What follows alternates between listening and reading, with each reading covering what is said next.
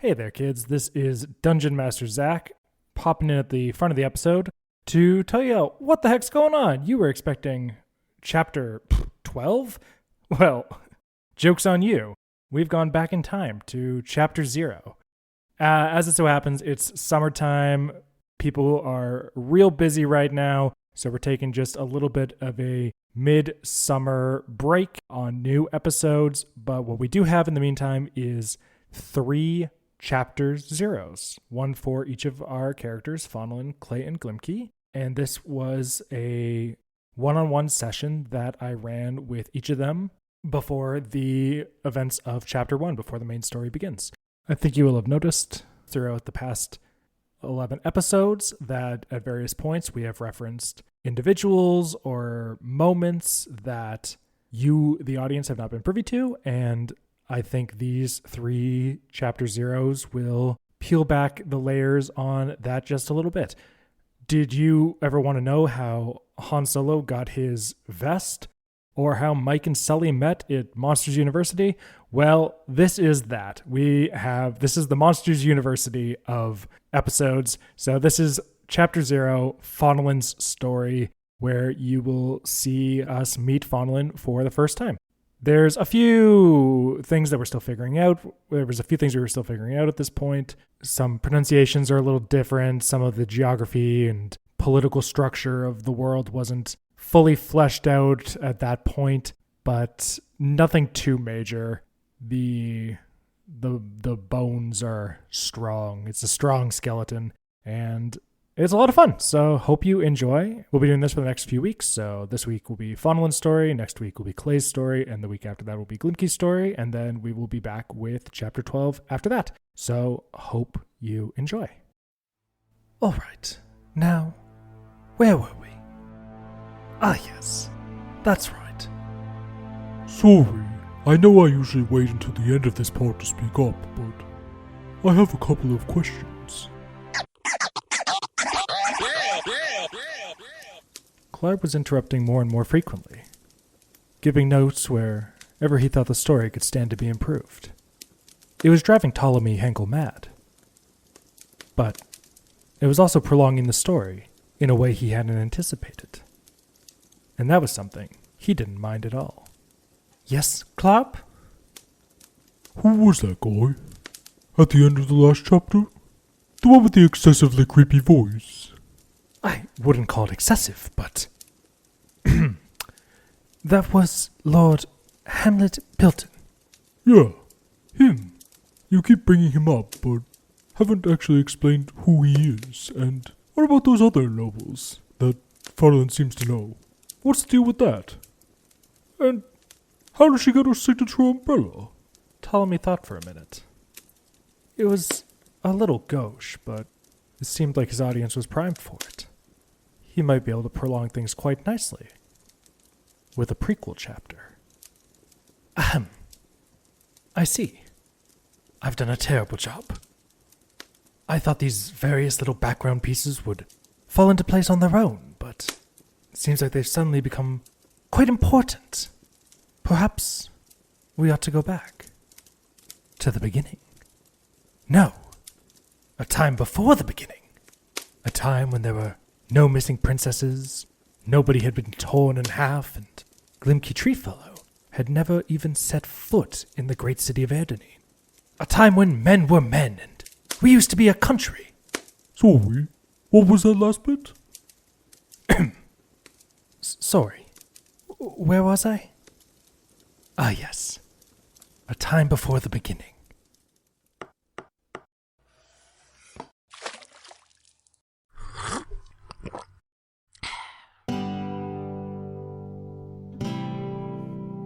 Come gather round, travelers, and sit on the stoop.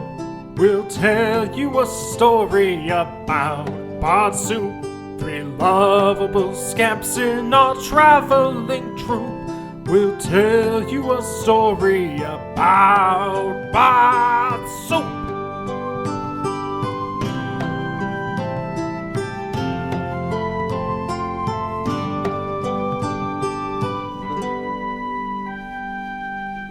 It's super time.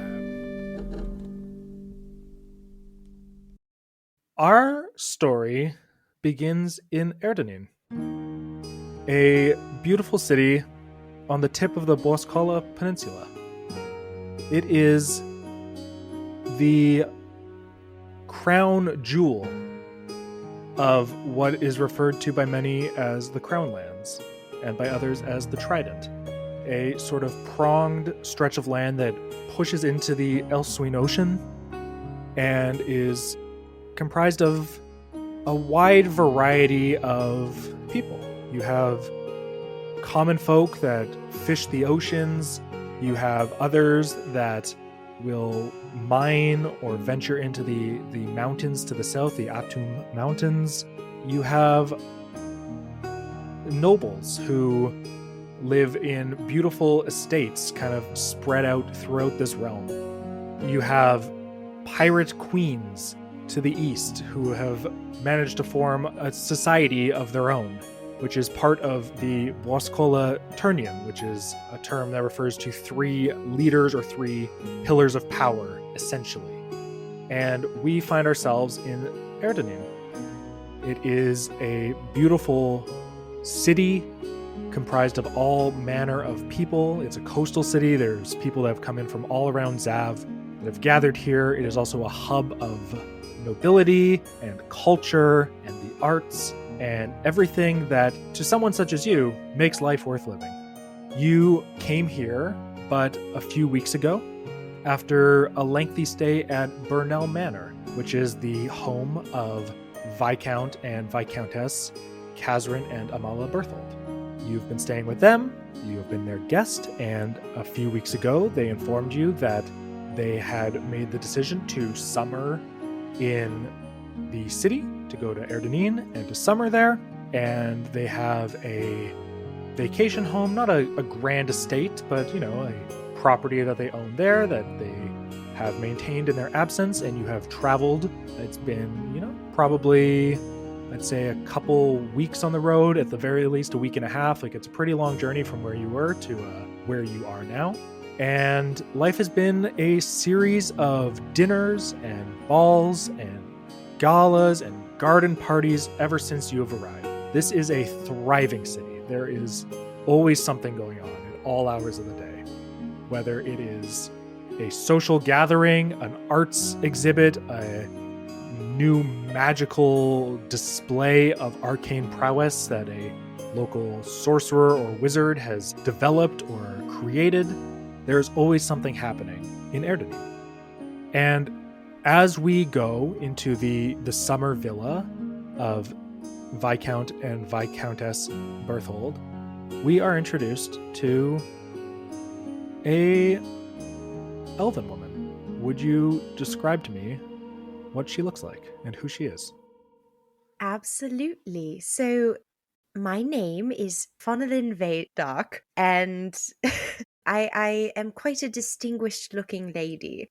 The first thing you would notice about Faunalyn, perhaps, is her tall, sort of powdered Victorian wig, or maybe be confused by the fact that she is, by all appearances, quite young, but she's kind of got this old lady thing going on. Like, she has these tiny little round glasses with purple colored glass kind of perched low on her nose that kind of keeps sliding down. She has, as I mentioned, a towering powdered wig that she is never seen without. She's adorned with pearls and pins and bows and has curls just kind of cascading around. And she is wearing rather flouncy clothes, for lack of a better word. She's got poofs, she's got frills, she's got lace, she's got buttons, she's got pinstriped socks, she's got elegant little boots, and she is carrying almost at all times with her as well a lacy parasol that she keeps with her.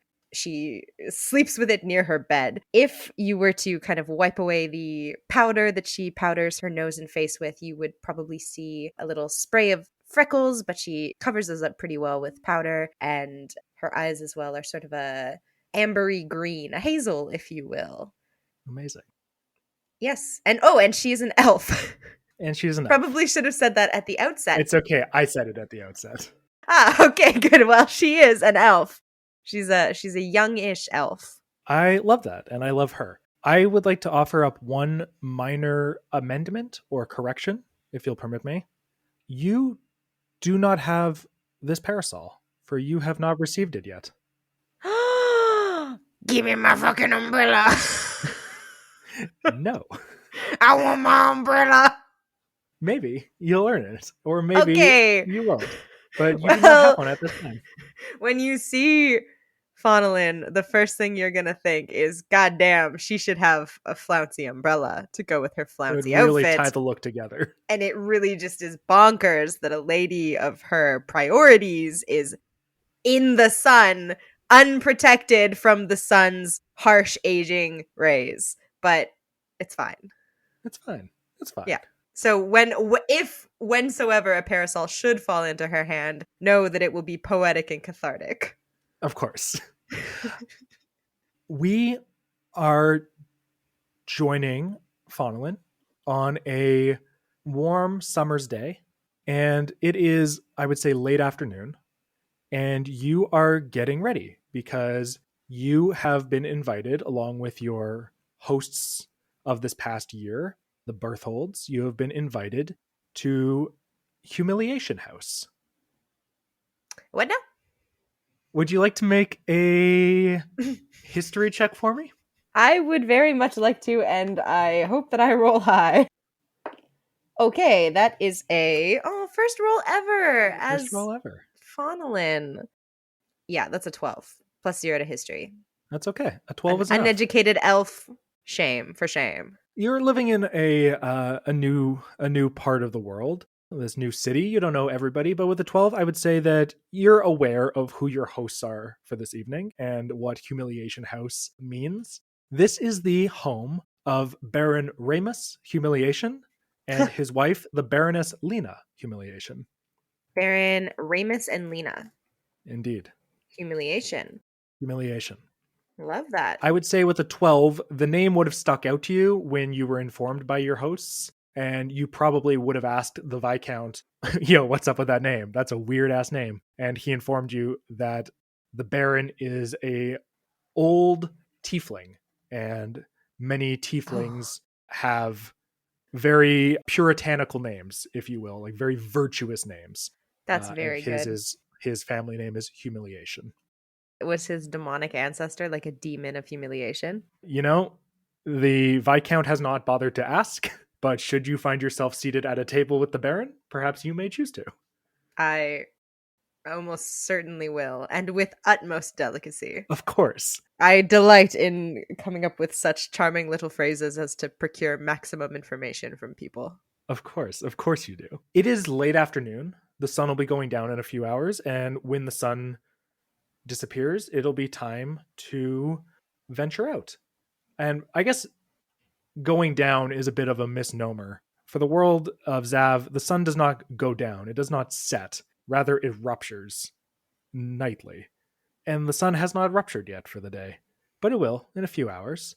And it is time for you to begin getting ready for this evening at Humiliation House. There is a gentle knock at the door. Yes, come in. And I adjust my wig to make sure that it is perfectly poised. And enter. The door swings open without a noise. Very well-oiled hinges, very well-maintained house. The door glides open, and in the frame, you see a old woman. She is kind of got hunched shoulders. She's wearing a simple but good quality dress. It's in like a dark green shade. She's kind of got one of those white aprons kind of over top of it, a little bonnet, if you will. And she's got these little glasses that have pretty thick lenses. And she kind of stomps into the room and says, hello, dear. How are you doing? And of course, this would be your friend, your decently long-time acquaintance, Fallow Kent. Oh, we're more than acquaintances. We're besties with a strict power dynamic, like all great friendships. Of course. She's got this short, curly white hair, and she kind of stomps over to you and says, well then, have you decided what you'll be wearing tonight? Do you need a hand lacing up your corset, or powdering your wig or any other way that I might be of service this evening? Oh, Fallow, please. I mean, yes, help me powder my wig, but you can cut the servile shit. You and I are, we're cool, aren't we? Did I do something? Are you mad at me? Please don't be mad at me. Oh God, if you're mad at me, I will literally kill myself. I will throw myself out of the window. How tall is this house? Oh my God, Fallow! She kind of pulls her spectacles off and pulls up her apron. She starts to like polish one of the lenses, and you see like when she takes the glasses off, she's got these milky, not like blind eyes, but definitely like heavy cataracts that have kind of started to like seep into them. And she puts the glasses on, and she kind of looks at you and says, I mean, as I've told you before, I don't approve of what you are doing, but it is between you and the gods and whoever else, and it's frankly, I consider it none of my business. We are fine. I don't wish to discuss it any further, milady. I know, Fallow. I know it doesn't, but you know why I'm doing it. Yes, I know why you're doing it. And why, when things come up right for me, you can come and live with my house, or live with me in my house, and not be, the wig powderer. Not that there's anything wrong with a powdered wig, but we could just, like, hang out all the time. Like, I'm not just doing this for me. Give me a persuasion roll. I think I am a very persuasive. Oh, yep. Nat 20 for my first persuasion roll of the game. And a +5, so that's a cool 25. Her expression kind of softens a little bit. Some of the wrinkles, the scowl lines, they kind of, they smooth out temporarily. She gives you this smile, and she's still got very nice teeth despite being over 80 years old. And she gives you this smile and says, well, that doesn't sound so bad. Hurry it up, won't you? I don't have long to live, frankly. I don't have the benefit of long lives like you. Well, benefit and a curse, really. Yes, we live illustrious long lives filled mostly with privilege, but also sometimes life is sad, and we have to experience rather more sadness, don't you think, darling? But let's not quarrel anymore. I shan't throw myself out the window, and you shan't be mad at me anymore. Is it just me? Or was Lady Berthold looking rather, or seeming rather, I should say, too much in the sauce last night at dinner? Did you happen to see her on her way out of the dining hall? You're wicked. But yes. Yes, I'm afraid my lady, she enjoys a glass of wine after dinner, and often a glass of wine with dinner, and maybe a glass of wine before dinner. And who knows what can happen before or after that? Yeah, I don't have my eyes on her at all times. I've got an entire servant staff to keep an eye on. It's very demanding. Oh, of course. Yes, I know you work very hard. You have probably the strongest and most, shall I say, I don't want to say mannish because that seems rather patriarchal, but you've got really beefy, strong hands, Fallow. It's really incredible. You look like you could just, stab through just about anything with a needle. She kind of just like stares at you blankly for a second, and then in a way that an elderly person who doesn't really gronk what you're talking about sort of does.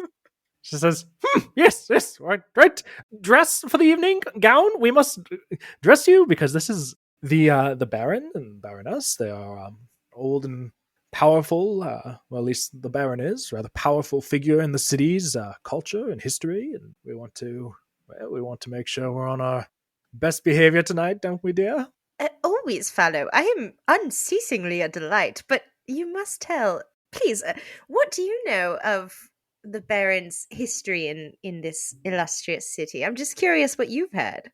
Well, Baron is an old mariner. He made his fortunes on the sea as a merchant, or I suppose more accurately, a trader. He brought goods from throughout Zav to Erdenine and beyond. And well, he now owns the Humble Traders Association, and it's probably the largest, or at the very least one of the largest trading companies in the entire city, and in many ways, much of the world. You would know that a lot of the wealth in this city is steeped in trade. Historically, that is kind of how it's a port city. a lot of its riches and bounty have come from the ocean in one way or the other, whether through fishing or whaling or many times trade or transportation. And that is kind of how Erdenine started, how it got its roots, and how it has become this political and cultural powerhouse that has today. It's brought in people from all over the world, thus created this just, amazing meeting place of people from all over. Very cool. Okay, well, I think since tonight is our first night in Erdenine, I should probably try to represent the Vaydark family well. So perhaps Vaydark house colors for my gown tonight, wouldn't you say?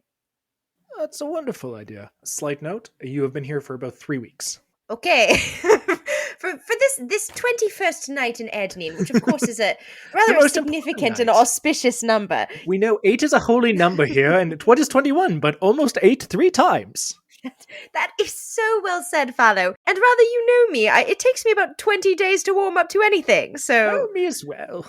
Well, yes, we are the same. Oh, we get along for painfully many uncomfortable for the first, weeks are 8 days here, so about the first 2.5 weeks that we're in a town, we are often very uncomfortable. Yes, I feel like I haven't even seen it. Like, I don't even really know properly what it looks like. Well, you spend too much time avoiding the sun, I'm afraid. We'll have to do something about that. Yeah, well, I have these garish freckles, you see. They're rather telling. I like them. Well... But I get your meaning. Thank you, Fallow. So you were saying Vaydark colors, then? Yes, I should think so. What are the Vaydark colors? You tell me. Well, I know what they're not. That's helpful. If you know enough about what they're not, then eventually you find out what they are.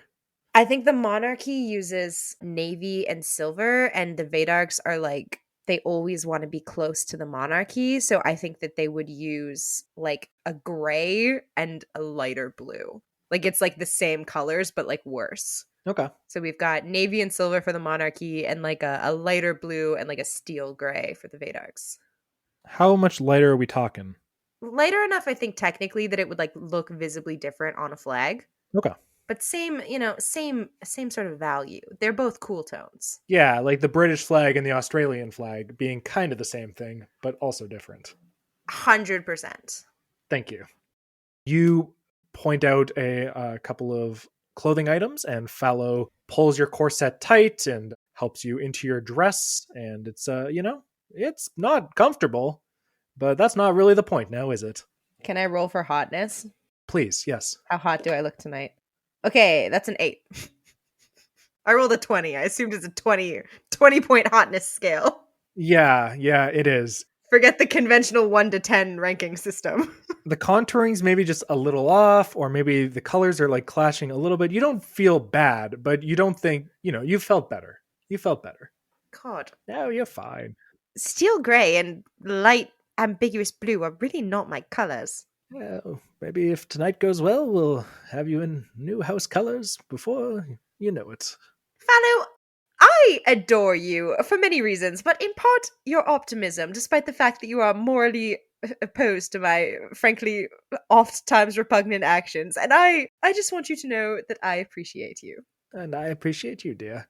Now, if you'll excuse me, I must tend to the Viscountess and ensure that she is ready to imbibe. Oh, I'm sure she will be, if you know what I mean. You're awful. And she stomps out the door and like closes it behind her. She's so stompy. I love her. She's got real arthritic knees, Yeah. And ham hands. And ham hands. Yeah, she's just a real tank of an old lady. I love that for her. She's gonna live forever. Please, God, let her live course, forever. yeah. She's gonna live forever, right? She's gonna live forever. Oh, Don't worry. good. The podcast will be long gone and buried before Fallow Kent keels over. Thank God. What would we do without her?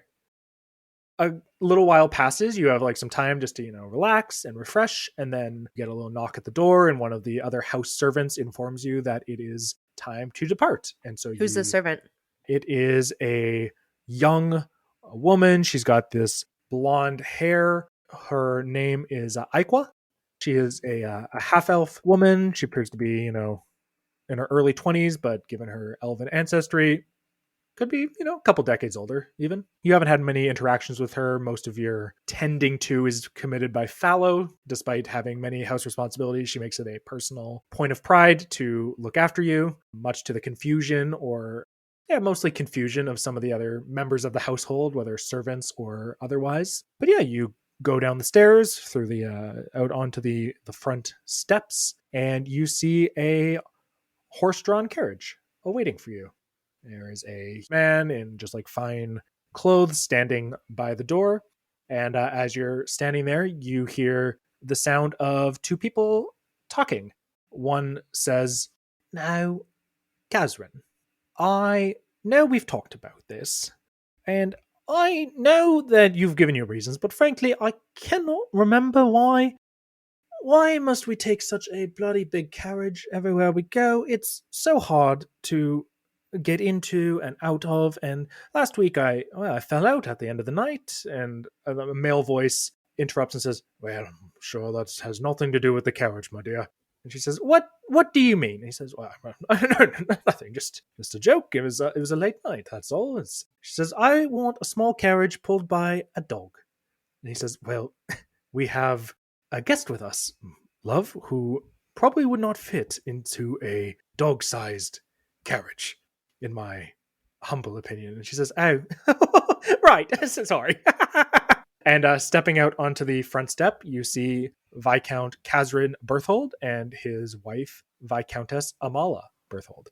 The former Kazrin is a gnomish man. He's in his mid-70s, which is middle-aged for a gnome. He's got wavy blonde hair and this sort of lopsided smile, though he seldom smiles. His wife, the Viscountess, is in her late 60s, so also middle-aged. She's always seen in fancy dresses, mostly shades of purple, and she never leaves home without a powdered wig. You two are cut from the same cloth in that regard.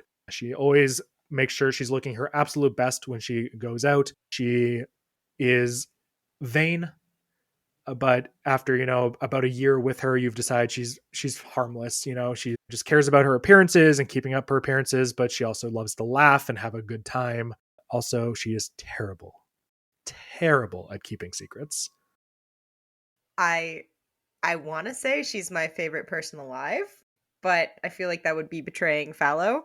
But the person you've just described is really checking all my boxes. Of course. And they step out onto the front step, and Viscountess Amala, she looks up at you and says, "Oh dear, you look positively stunning. Oh, look at you." And she kind of like takes your hands and like stares up at you with these big eyes. I do the same with her. "Oh, darling, Lady Berthold, you look stunning, might I say. I think I'm rather looking a bit washed out tonight. I think my contour might be a bit chunky, but you know what? You know what we do when our contour looks chunky? We say that it's the style from where I'm from. So tonight I'm dressing like a true Vaydark, which is with something of a lack of taste." Amazing. Yes. Us Vaydarks can't choose house colors for shit, and that's why it naturally clashes with our complexions. It's not your fault, dear. That's just politics. It's just politics. Yes. Yes, but if anyone ever asks you what you think of the Vaydarks, you must tell them, I insist that you tell them honestly, that we can't choose house colors for shit. Will you, darling? A persuasion roll. That's a 16. 16, she says, "If you insist." She seems confused by the request, but she agrees to acquiesce to it. I do, darling. Trust me, it won't be an insult at all to the elves. They'll know exactly what you're saying. They walk over to the carriage, and the servant there, he pulls out a stool, like slides out a stool, and the Viscount and Viscountess step up onto it. She has to struggle a bit. It's a human-sized carriage. She's a couple feet tall, 3 feet tall, maybe, I guess. Pretty tiny lady. She's wearing this big dress. It's, restricting her movement already, but she manages to clamber inside, followed by her husband, and then followed by you. And you enter into this carriage. It clatters through the streets. You are in Erdenine, as we've established. You are currently in the Sapphire District. This is a district where many of the upper class members of society live, along with, but not like limited to nobility. It could be those that have just earned, a great deal of money or status through their occupations. High-paid merchants, important political figures, that sort of thing. A lot of movers and shakers. Very nice part of the city. And you are going to the Ruby District, where the richest and most elite, with the exception of the king, live. And you proceed over a bridge known as Wyman's Folly, named so because Lord Reginald Wymond bought the bridge in the belief that he would be able to charge a toll to any who crossed over it, only to be informed after the purchase had gone through by the king that he in fact did not have that authority to charge a toll, and thus he has been saddled with a bridge that has earned him no return on his investment to this day. It's been a good 30 to 40 years since he bought that bridge and has not recouped his losses. Man, that name has got to just be insulting as hell to him. It's a real kick in the teeth, Does that show up on official promotional materials for the city? Like, is that on, maps? Believe it or not, in the city of wonders that is Erdenine, a city with a magnificent palace, tall ships that look as if they're reaching to the heavens, the drifting terraces, amongst all that, the bridges that connect the various parts of the city together are not on the brochure. Wow. So it's nothing like New York. That's how... No. New York is obsessed with their bridges. Imagine if it was New York, but there was 100 things that were cooler than the bridges, so New York didn't bother putting the bridges on the brochures. It's kind of cringe for New York that they're like, hey, have you seen our bridges, though? Oh, we got a bridge, yeah. That's how New Yorkers talk, right? Yeah. They don't got bridges anywhere else. We got a Brooklyn Bridge, we got a Manhattan Bridge, we got a Jersey Turnpike. Crazy. That's not a bridge, I think. Bada bing, bada boom. We got 5-6 bridges. Hey, Gabagool, you want to buy a bridge? That's how New Yorkers talk. You've ruined every accent that I do for the remainder of this episode, because I will not be able to get back to politely British after this. Cheers.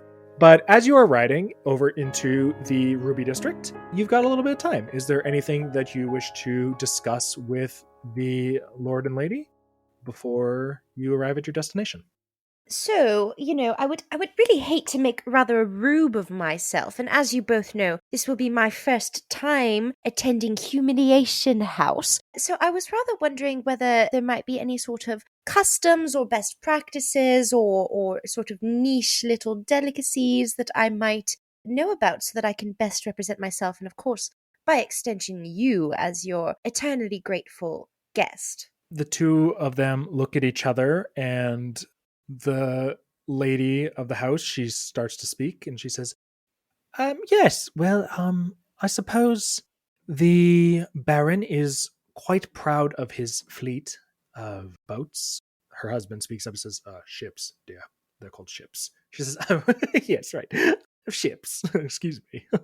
It might behoove you to, should you find yourself in conversation with the Baron, perhaps point out there's, you'll see miniature models, renditions, depictions, if you will, of each ship in his fleet. So perhaps picking one out that you find particularly attractive or handsome might be a good way to earn his favor.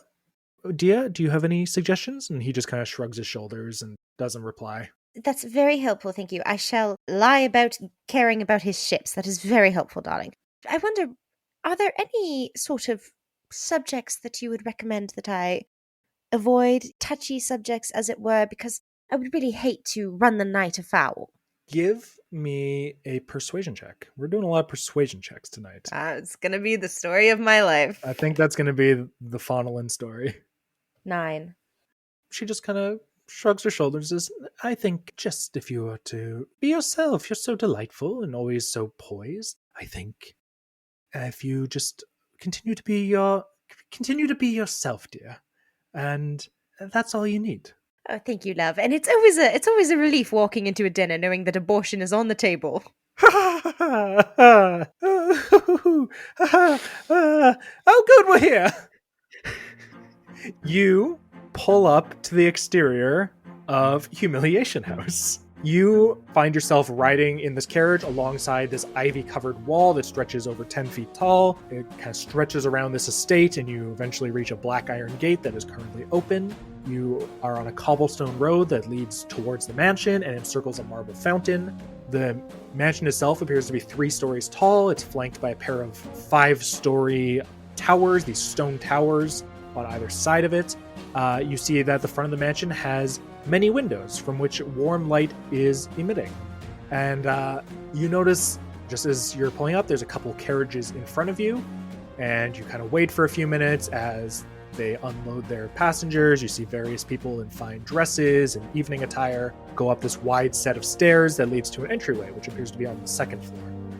And as you are sitting there waiting, you look out the window and you see that the sun, Pharos, the sky phoenix, is starting to glow this molten orange red, like starting to deepen and darken in color.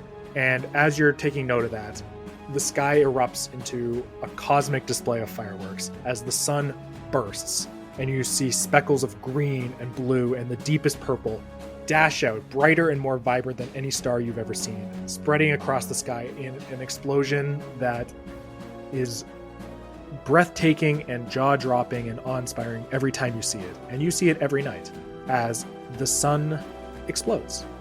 And you are left with the pale glow of 2 moons, and night has come to Zav.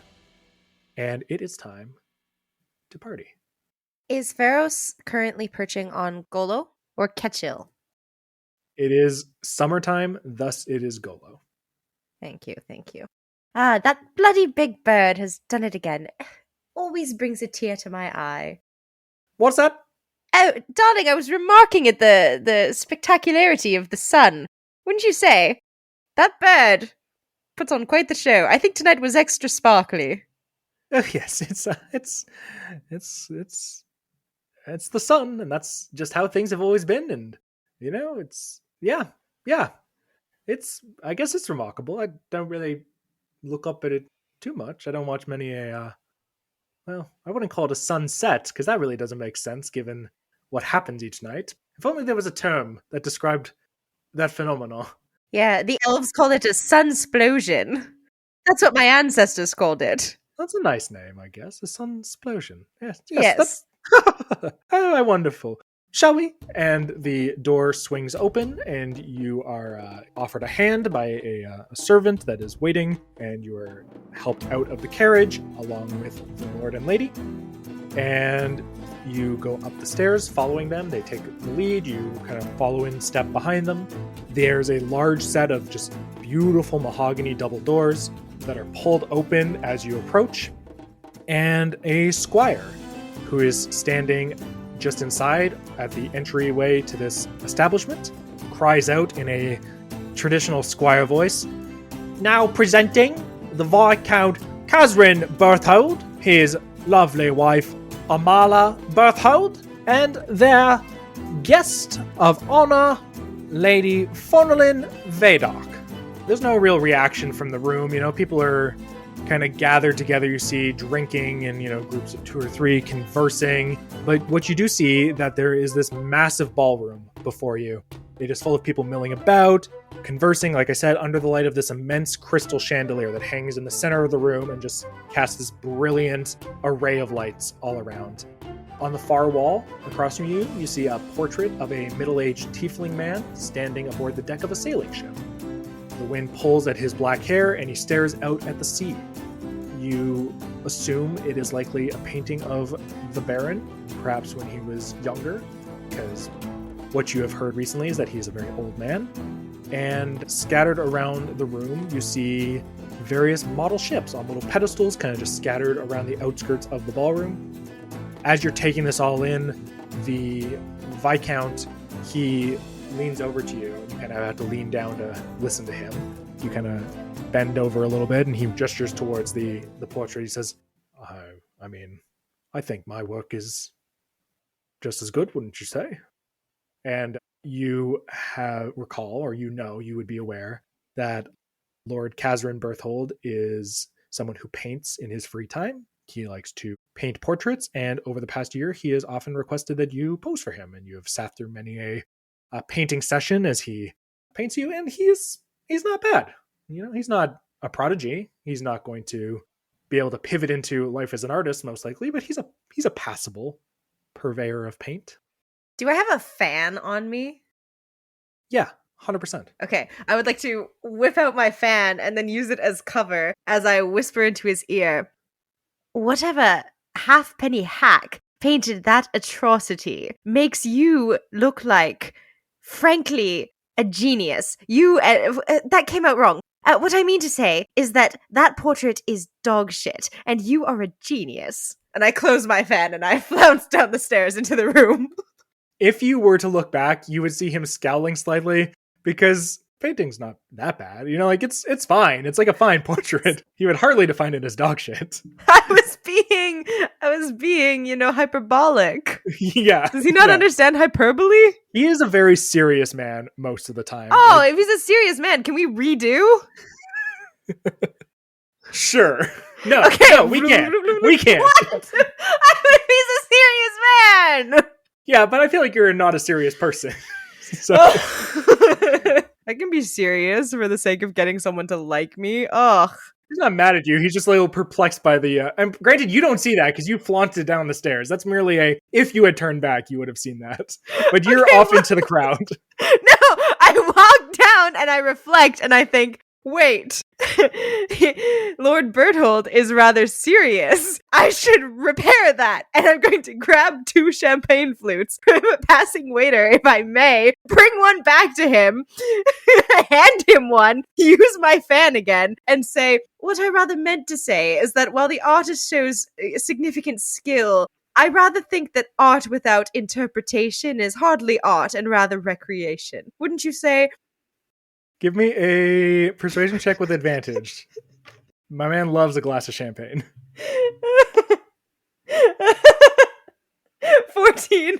14. He takes the glass and sips at it, takes a polite swig, and says, quite right. Yes, I couldn't have put it better myself. And you notice that Amala is looking at the two of you with champagne glasses and seems a little put out that she has not been offered one. So I notice that?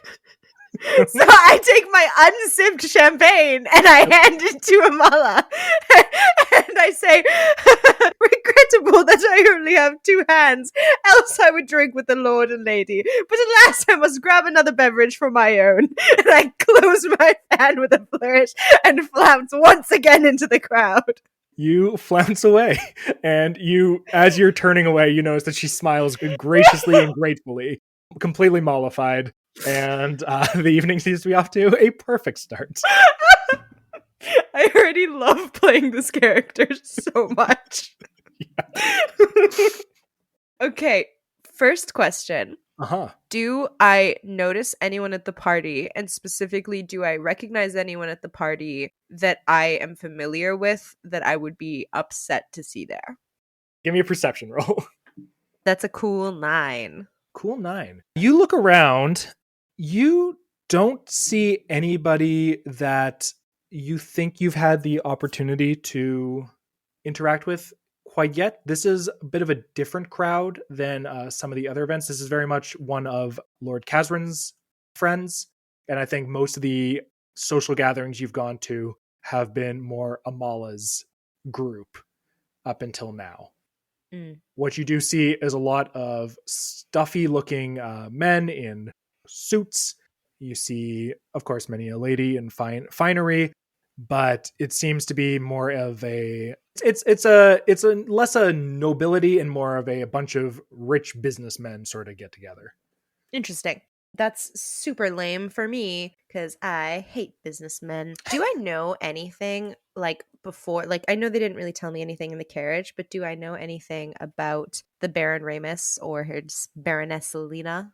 Give me a history check, or if you want to, we could also have it so if you are wandering through the room, listening, trying to eavesdrop a bit, you could also make it a different skill if you want to pitch me on something. Ooh, that's really interesting.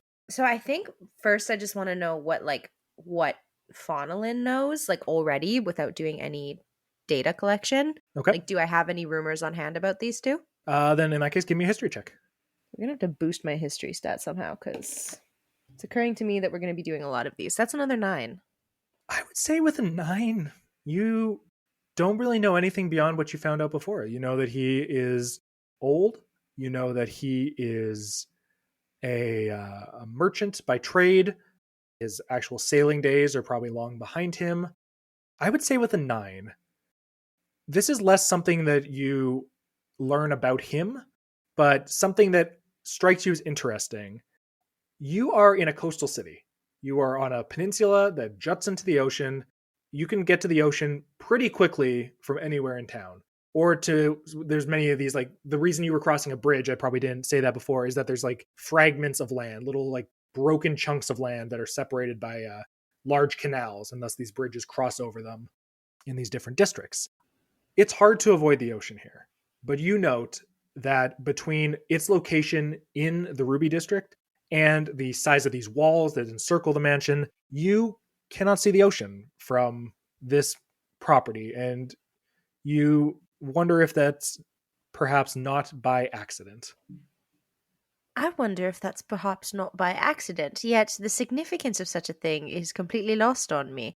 I'll have to find out more. Do I see any, like, gossipy looking body language from any groups nearby?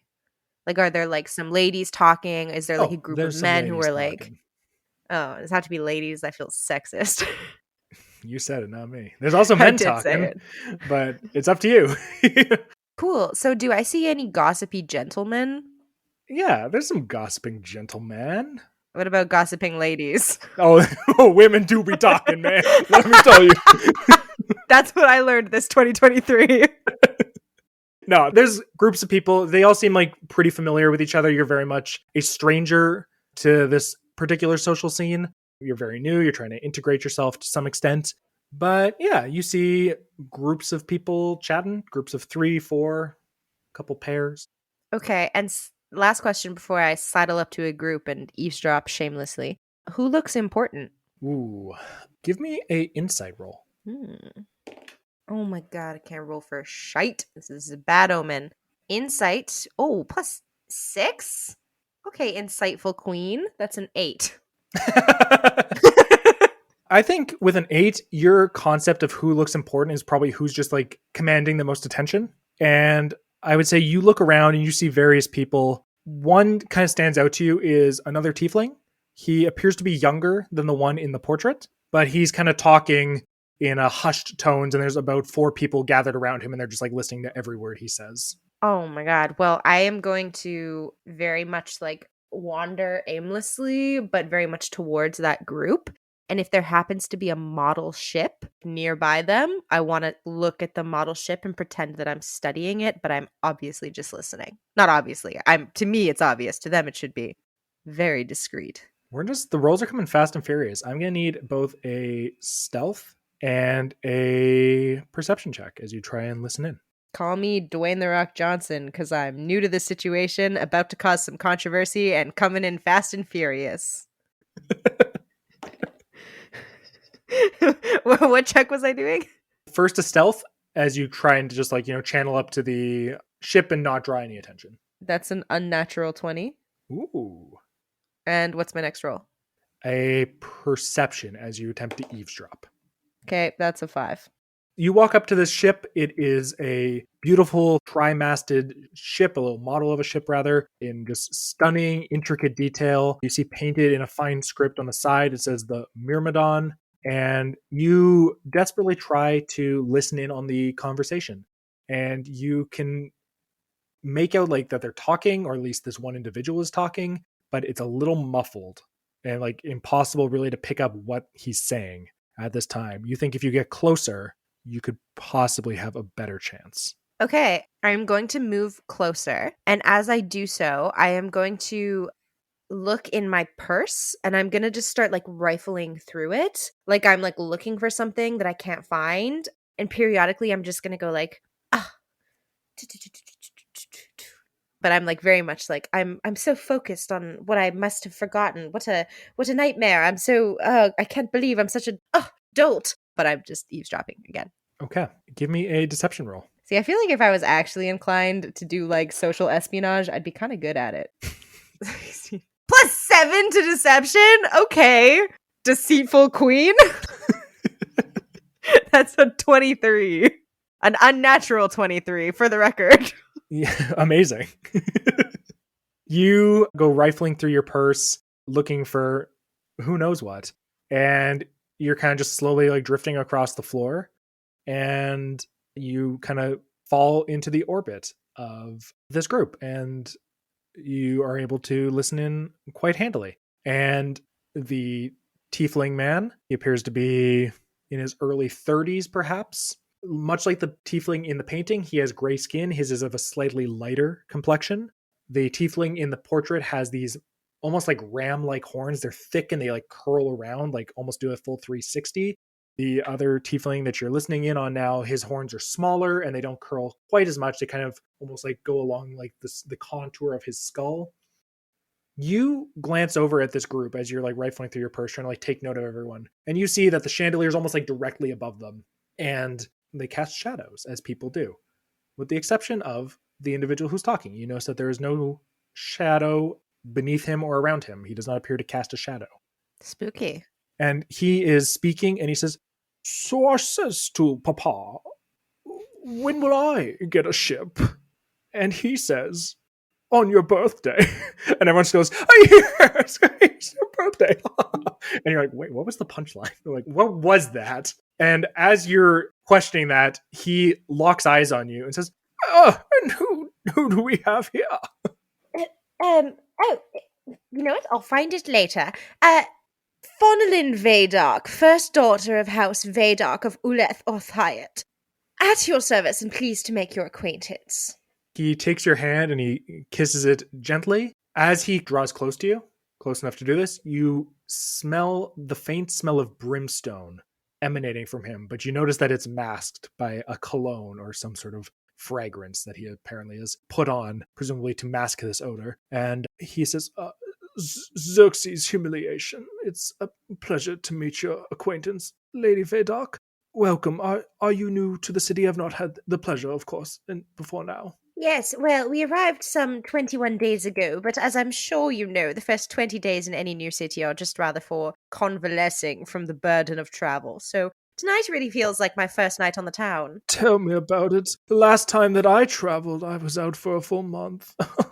And you know, there's nothing wrong with that. You know, people look at the nobility and they say, "My, they're so frail." Who says that? Do you know the rabble rather say that? I wouldn't listen to the rabble. I don't think they've got anything worth saying at all. And he looks to his peers for like approval, and they like, yes, the rabble. Well said, Lord Xerxes. Well said. Oh, please, it's the Honorable Xerxes. Yes, the Honourable Lord Xerxes. And while we're hashing out titles, it's rather the Honourable Lady Faunalyn Vaydark as well. Amazing. Yes. Who are your companions? This is Ile. And he points to a human woman. She's wearing a magnificently poofy dress, as is the fashion of the time. And this would be Ulran. And he gestures to a rather large, sort of like stocky man in a suit. And these are the twins, of course. We just call them a Bip and Bap. And the others kind of like start to laugh at whatever inside joke this is. Yes. Well, yes. So, are you in town for business or pleasure? Oh, so just to clarify, there were two tieflings with different horns. Yes, there's a portrait of a tiefling, and then this guy. Oh, I misunderstood. Okay, I thought there were two in the circle. Okay. No. I wouldn't have asked about his companions because I don't give a shit about Bip and Bap. Bip and Bap can suck my Bip and Bap. Wow. You know what I'm saying? Wow, I wish I didn't. Okay. No, of course I'm not in town for business. Do I look like I labor? Tell me honestly, do I look like I labor? No, my lady, of course not. You look like you live a life of luxury, of course. Insight check. Does this guy think I labor? Give me an insight check. Okay, that's a natural 1. Plus 6, that's a 7. Well, he rolled a 3 plus 2. Oh. So, you think maybe you should stop doing your own makeup for a little while, perhaps? might be what he's picking up on. Maybe the contouring could be a little better. It's a little blocky, right? It's a little blocky. God He wouldn't damn. say that, but he might subtly imply that you look like you work hard labor. No, Lord Xerxes, I am not in town on labor. I'm here as the guest of Lord and Lady Berthold. Of course, you must know them. They're Baron and Baroness. Oh, of course, they're good friends with my father. Yes, my father's taken between you and me. He's taken your host, your generous host, for well, quite the pity penny at the old card table. Well, luckily for Lord Berthold, he has many pretty pennies to spare, as do we all. I wouldn't be so sure about that. Pardon me, where I come from, we don't understand blithe remarks without context. Would you mind contextualizing that for me? It's an elf thing. Give me a persuasion roll. And by the way, if you don't contextualize it, you'll rather be discriminating. Give me a persuasion roll with advantage. Actually, make that an intimidation. Whatever that first roll was, make it intimidation instead. Okay. Oh, I'm so intimidating. I think, okay, so Faunalyn, she's not like physically intimidating. There's nothing scary about her, course. but she has this way of like dropping into this mask that just exudes so much authority that I think the contrast of how she's normally quite, gracious and outgoing, when these like blinds shut behind her eyes, it gives off like, oh, right, this is a high noble who expects extremely good treatment.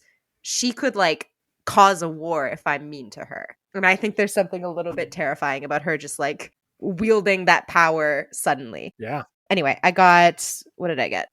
I got a 19. He says, oh dear, I meant no offense. I'm sorry if my urbane ways have offended you. No, I just mean to say that it's my understanding that Lord Caswin enjoys gambling a great deal, and perhaps he loses more than he wins, and perhaps those losses are, shall we say, accruing. And as he's kind of nervously chuckling at this, a bell is rung, like almost like just like a little chime goes off, and people begin to separate. He says, I'm afraid it's time to eat. Perhaps I shall see you on the dance floor later. Perhaps. And then I'm going to poof my fan and flounce away. Perfect. You find your way to your table. You are seated with your hosts, the Lord and Lady Berthold. You are also at a table with a pair of dwarves. You are introduced to them. They are Baron Thalmune Raduk and his wife, the Baroness Felinora Raduk. It's a good name. There is a sixth member at this table as well. You are introduced to him. He's very quiet, very reserved, but he is introduced as Sir Clatir Keldar. He is a male dragonborn in his late 20s. He has these magnificent blue scales that cover his body, and given his title, his introduction as Sir Clatir, you get the sense that he is a knight, and you find out that he is a knight in service of House Raduk. Off rip, do I know any rumors about the Baron and Baroness or about Sir Clatir? Off rip? No. Okay. It's not my stomping grounds. It makes sense. Who am I seated next to? I would say you are seated. You are seated between Lady Amara and Sir Clatir. Lady Amara. Oh, God. I wish I'd gotten some rumors that were about people other than her husband. So I'm going to lean over to Lady Amara and say, darling, when we get a moment of privacy, I've heard the most, well, rather not heard, but rather, what's her name? Amara? Amala. I said Amara and then you said Amara, but let's just correct the record right now. Yeah. Amala. And also it's seated, not sitted. No, it's seated. Oh, okay. We're sat, if you would. You are sit, if you will. we are seat. We are seat. Lady Amala, I rather observed the most interesting thing about Lord Honourable Xerxes' humiliation. Don't know whether you've got any sort of opinion of him, but I must say I was rather struck by how he's prone to gossip. It's a most abominable trait. She appears to be a couple glasses of champagne in at this point. That's my girl. And as you're kind of looking around, you get the sense that the Baroness is also kind of in her drink. Probably much more so than the Viscountess. And she says, yes, it's quite sad how much gossiping and rumor mongering goes on in these courts. It's honestly so exhausting. I don't try not, at least anyway, to partake in it. It's just makes me sad, you know? It's just, why can't we all get along? I completely agree. And while we're all getting along, I wondered, did you hear anything of interest while you were walking the floors? Oh, Not gossip, of course, because we're quite above that, you and I. yes, well, it's the talk of the town. I'm surprised you haven't heard it already. I mean, unless you have. Have Well, you? tell me and then I'll tell you. But what if, I don't want to We might be bore thinking you. the same thing, because I'm definitely thinking something. But you go first, and then I'll nod if I already know this. What if we say it at the same time? That is such a tremendous idea, darling. Okay, you start, and then I'll also start at the same time. Okay, 3, 2, 1. So Xerxes there's is a an rumor illegitimate that son of... Yes? Wait, what? Oh, what were you saying? No, darling, you go first. I Mine need you will to make a deception roll on that one. To start this rumor. Can I just ask what the DC is? It is against her insight. And it's not so much that she will necessarily think you're lying, but she might just immediately toss away something if she finds it to be too outlandish. Because I got a 15. Okay. She got a 12. They look exactly the same, so it's... She says, that's surprising. I mean, he is a great tiefling. Well, it's not really, I just heard someone say it as I walked past, and I thought, surely that's the talk of the town. But I'm dying to know if there's something more talk of the towny. You've heard mine, so... Yes, of course. Well, it's, apparently, Prince Elling Malferth has been seen in the city, and rumor has it that he is going to attempt to win the princess's hand in marriage. And perhaps there shall be a little trans-oceanic union. This is Prince Elling Malthwit. Malferth. Malferth. Oh, thank you, darling. That is interesting, and I see why that would rather be the talk of the town and not the thing that I heard about Prince Xerxes being a bastard, which he may well be. I mean, I suppose he could still be a bastard, Just, illegitimate son just means not through the lawful union of marriage, which we agree is an important and vital fabric of our society. And so I imagine, yes, it's possible that the Baron could have had an extramarital affair, which would be quite shameful, and thus would make Xerxes an illegitimate son. Darling. But I suppose it's rather a moot point, because he is the second son of the house. So it shouldn't really matter unless both of his sons were illegitimate, and then it might matter a great deal more. But anyway, no, but there's going to be perhaps a marriage, a wedding. Oh, I would love to attend a wedding. A royal wedding, that'd be such a dream. I don't know if we'd get an invitation, but perhaps if we play our cards right, you and I, we could be at a royal union. Darling, you are Viscountess Amala Berthold, and I am the Honourable Lady Faunalyn Vaydark of House Vaydark of Uleth Orthayat. If they don't give us invitations, they'll be committing slights so egregious that I rather think it might call for international war. That's just gonna be your default, huh? Just anytime there's a minor slight, getting left out of an inside joke or not getting invited to a wedding, you're going to threaten an international incident. Just to be clear, that's the precedent we're setting here, right? That's who Faunalyn Vaydark is, okay? That's what a Vaydark would do. On the record, the Vaydarks are explosive and domineering, war-hungry people. Of course. Yes, that's an excellent point, and I won't question it again. It's not my fault that the Vaydarks are all pieces of shit. Much like your earlier comment that led to a confused response from her, you get the sense she is a woman who very much she just likes nice things. She likes nice things, and she likes when things are nice, and she likes to spread the occasional rumor, but that's just fun, Yes. You kind of scare her in this moment, and she says, yes, I guess you have quite the laugh, aren't you? Oh, darling, do you forget that I'm the first daughter of the most significant house barring the monarchy and the most prestigious nation in the world? It wouldn't do to forget. I would never forget. That's remarkable. Yes. You are scary. More wine, my love. Yes, and I'm going to top up her please. glass. Oh, thank you. And then she like takes a sip and she says, "Yes, I've heard the prince is in town, and he's going to attempt to win the princess's heart." How Which princess is romantic. this? The princess. Yes, but what's her name? It is Princess Callista Galtrays. Oh, yes, Calissa Goltrays of House Goltrays, the king of Erdenine, which is the crown jewel of the Crown Lands / the trident on the Bosquala Peninsula of the Elsuian Ocean. Yes, don't play the fucking player with information you haven't given her yet. It's not my fault. You don't know the name of the princess. Oh, I named the princess an hour ago. So, hey. I've known a lot about her for a long time. Didn't know her name until today. Princess Callista Galtrays is an excellent name. Okay, who's the guy next to me again? Sorry, you said. Is it Clotier? It is. Lord Clotier, have I introduced myself yet? I'm Faunalyn Vaydark of House Vaydark of Uleth Orthiad. We're the second foremost family, following, of course, the illustrious monarchy. My lady, I am no lord. I am but a humble knight in service of House Raduk. Did I call you a lord? I think I called you sir. You called me lord. Oh, that's cringe. Yes, but I am willing to let bygones be bygones if you are. Oh, are you? Is the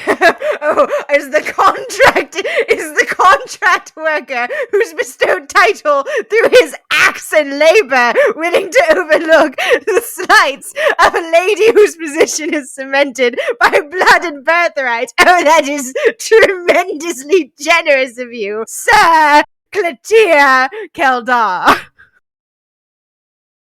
Thank you. Now tell me, have you heard any hot goss tonight? It would be against my vows of chivalry to engage in hot goss, I am afraid.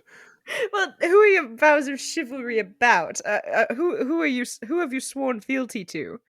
Well, I suppose I have sworn fealty to the king, although there are many kings, which complicates things immensely. But, ultimately, I have sworn fealty to House Raduk, and it is my lifelong obligation and honor to serve them. I see. Sorry, did you just imply that you are a knight of every king everywhere? Well, I think ultimately every knight is in service to the king, but that's what I said. Yes, and and by because, the king. There's 3 kings in this country alone. Well, I suppose they may be 1 or 2 of them might be queens, but I think the point still stands. And then if you go west, there's elves, and of course, as there's monarchy there. And I don't know if the gnomes of Dwells have a king. I've never really made it to that part of the world. I don't know if what sort of constitutional monarchy or otherwise they may have more of a triumvirate or quadumvirate system. I'm not really familiar. I don't imagine I owe them an oath of fealty. Then, of course, if we go up to the north, there's the dwarf lands and the orc lands and all manner of kingdom to the northeast that is, full of kings. I imagine I would not owe an oath of fealty to the warlords of the Plains of Damnation. I imagine that would be both beneath my station and likely to be met with a swift blade should I attempt. You know how when you honor a knight, appoint one, you put a blade upon his shoulder. I imagine if a warlord from the Plains of Damnation were to put a blade upon my shoulder, it would be with such heft as if to remove my arm and thus condemn me to a life unfulfilling where I would be unable to swing my sword in such a way as to protect all the kings, which I owe them fealty. You better give me advantage on my next history check for listening to this freaking lecture. Which included him telling me that the place that I just told him I'm from has a monarchy. You get the sense he's not very smart. He seems well-meaning enough, but not a smart man by any stretch. Okay, well, if there's anything people who aren't that smart love, it's feeling smart. So I'm going to say, Sir Clotier, what an exhaustive summary of the nearby nations and nation-states. I really, truly admire your intellect in recalling so many facts and miscellanea about so many different places. Why, I think that was rather 4 places you mentioned, and that's rather a lot. Now, as you There's also the yourself... underwater kingdoms, but I could not Oh, serve the wow! kings That's... underwater because I cannot No! breathe underwater, and thus Maybe one my day... blade would... I imagine my sword would not be the optimal weapon for armed combat underwater. I imagine one would want a trident or perhaps a harpoon. Yes, and we are Weapons on that the I do not have trident much right training with. now. Yes, that is true. Well, Anyway, there what are I meant to the say... mountain kings as well, but I don't really love the cold upper atmosphere when you get near the edge and up into the mountains. The air gets rather thin, and when I attempt to breathe lightning out of my powerful lungs, I find it sometimes fizzles in a most unspectacular way. What powerful lungs you have. I wonder, darling, how long can you hold your breath for? And would you mind demonstrating? Give me a persuasion roll. 5, 10. He says, "Very well," and inhales this massive breath and proceeds to not talk through the remainder of dinner. No, I've got things to say to him. Okay, that's fine. He's not Shoot. responding for the remainder of dinner. Okay, crap. Well, this is kind of a dead end, but... Well, darling, you mentioned that you've sworn fealty to all kings and queens, and you see my family is... rather the right hand of the Queen of Uleth or Thiat, who I'm sure you know as being one of the rather most influential, shall we say, monarchs in all of Zav, or rather all of, as, the elves call it, because no one's rushing us and we've got the time. And really, why wouldn't we say the whole name? Because we are elves after all, and our time is more important than everyone else's. As we know, she is the Queen of Uleth or Thiat, and rather one of the most prestigious monarchs on all of Zavilan Dirith Uleth Tetherin Direl. Anyway, what I meant to say was, given that you've sworn fealty to her as a knight, you've also rather sworn fealty to me and my family, being that we're sort of, it's kind of, you know what I mean? So basically, you really work for me as well. And what I wanted to know, as your queen, essentially, what's the hot goss? And by the way, I command you to exhale and resume breathing normally. I could have gone for at least another hour. That's I believe you, and very disappointing. No, well, I believe you, and I'm so well impressed that as your queen, I'm going to give you a gold star. Give me a persuasion check, or it could also be an intimidation, given the subtle threats or tone that your monologue carried. 24. He looks at you and says, "Perhaps a more private setting would be more appropriate for the breaking of vows. I perhaps shall invite you to a dance later, and I shall, as you say, spill the goss." Okay, yes, excellent. We shall dance henceforth. Now, resume holding your breath. I want to see how long you can do it for. And yeah, he does not speak for the remainder of dinner, as he is holding his breath quite fervently. There is several courses brought out. There is pheasant, and there is boar, and there is a rather tasty soup that precludes all that, or preludes all that, precedes all that. We'll go with that one. I assumed you meant that the soup did not have pheasant or boar in it. It also did not have pheasant or boar. So while I was not saying what I meant to be saying, I wasn't speaking inaccurately, which is the most important thing, to always be honest. The DM is always right. Except for when I'm wrong. Especially about the contents of soup in this podcast. True. First soup of the podcast. Soup of the podcast. Oh man, we gotta describe it now. It's a minestrone. Oh, there's the noodles, and there's the carrot and the celery. You gotta get that good stock, We're kicking things off with a good minestrone. Good minestrone. Yum, yum, yum, yum, yum.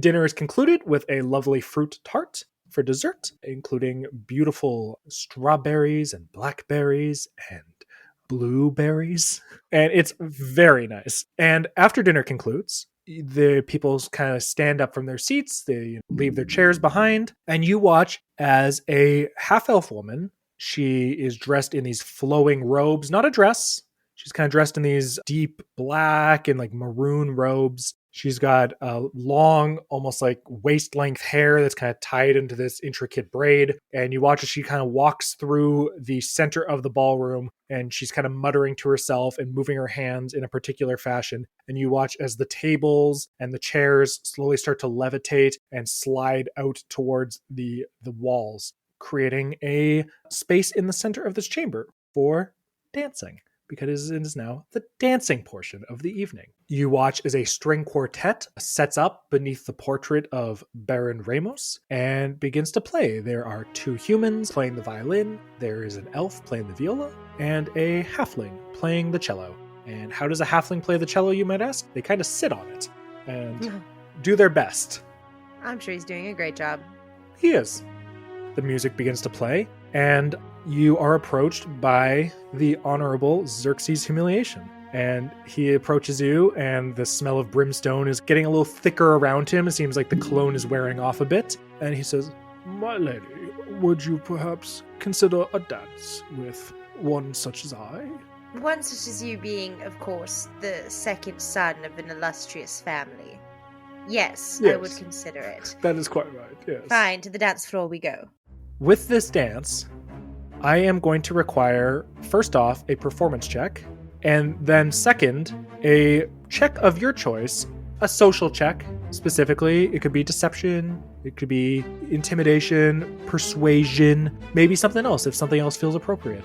Even like an investigation or an insight. As first off, you are a dancer with them, and based off your performance, that will decide what threshold you have to clear, how like smoothly it will facilitate gossiping while dancing. Ooh, okay. Well, I got a 9 for performance. Okay. And then I guess I'll do probably if the options are like insight or perception. What else? Investigation, deception, intimidation. Even. Well, it's going to be deception, and it's going to be a 22. 22. You are dancing with Xerxes, and he's a pretty intense dancer, and you're actually struggling to keep up with him a bit. He's kind of being a bit of an a-hole about it. He's kind of assuming that you're like up to his level, and when he should realize that you're maybe not, he does not slow to accommodate the skill gap. Rather, he just continues to go, and he spins you around, and he's twirling you, and he's doing all these intricate steps. I'm just holding onto my wig, trying to keep it from flying. Yeah, and he says, I hope this speed is suitable for you. and you, with a deception of 22, you're like, of course it is. It's fine. It's completely fine. And he says, Oh, wonderful. Were you saying you enjoyed courtly gossip? Was that something you said, or just a vibe I picked up on? Yes, tell me. Well, and he points over to a rather comely-looking human noblewoman. She's a little plain in her features, and he points to her and says, I heard Lady Larastra has taken a bugbear as a lover. Ooh, good for her. Can bugbears consent? Oh, of course. Okay, then I do. That's interesting. How does that impact you on your day-to-day? I mean, I can't say I'm losing sleep over it, but I find it rather amusing. Oh, yes, that's amusing because she's ugly, I guess. And it's a bugbear. Oh, yes. Oh, right. Okay, yes, of course. Yes. But now that you mention it. Oh, Xerxes, you are quite the devil. I know. If you'll forgive my cheek. It's racist, but I'll allow it. Well, you were racist to me before, so now we're even. Ah, there we go. What a pair we make. What a pair! Now, since we're such a pair, tell me more.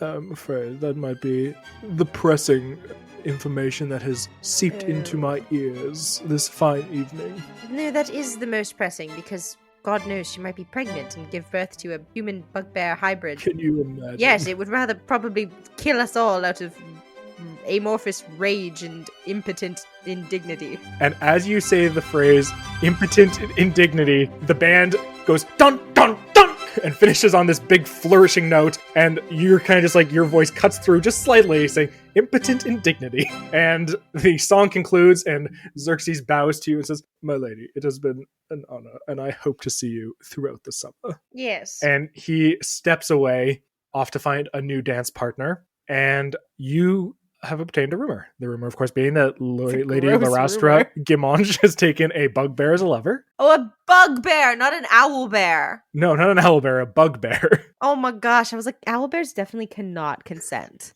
Bugbear, way better. Way Honestly, better. girl, get it. I don't see a single problem with that. Okay, who's my next dance with? You look around. I want Sir Cloutier. Okay. He is standing off to the side. Is he still holding his breath? Give me a perception roll. 7. Hard to tell. You don't see him breathing. But you approach him and he looks at you and he nods and he takes your hand and he steps out onto the dance floor. The band starts to play another tune. It's a bit of a slower one. Give me a performance roll. Okay. Oh, nat 20. Sir Cloutier is not a good dancer, but you more than compensate for his abilities. About halfway through the dance, he exhales and goes, There. That is how long I might hold my breath for. That was like 4 or 5 minutes, probably. It was at least an hour. I don't know, I wasn't looking at the clock, but it was definitely more than 5 minutes. We agree. It was more than 5 minutes, yes. Yes. So we I guess agree. that establishes that I could swear fealty to a king in an underwater kingdom, perhaps a storm giant king or a triton king. I could Yes. perhaps serve him for an hour before I became a Well, you liability. couldn't serve fealty because you wouldn't be able to speak underwater, so you couldn't swear the fealty. So, anyway, you have fealty to me and not to the Stormhold Kings or the Tritons or whatever the hell. I So, guess the question is, are you able to hold your breath longer before you exhale or after, or is it all the same? do you know, we're going to find that out later, but for now, I command you to give me the hot goss. Oh, quite right. Give me a very low, because you've rolled very well in this performance, and also you've kind of demanded it from him. You've kind of built towards this. Give me a persuasion or intimidation check, your choice. With advantage? Sure. Oh, Really? Sure. Well, what did you get first?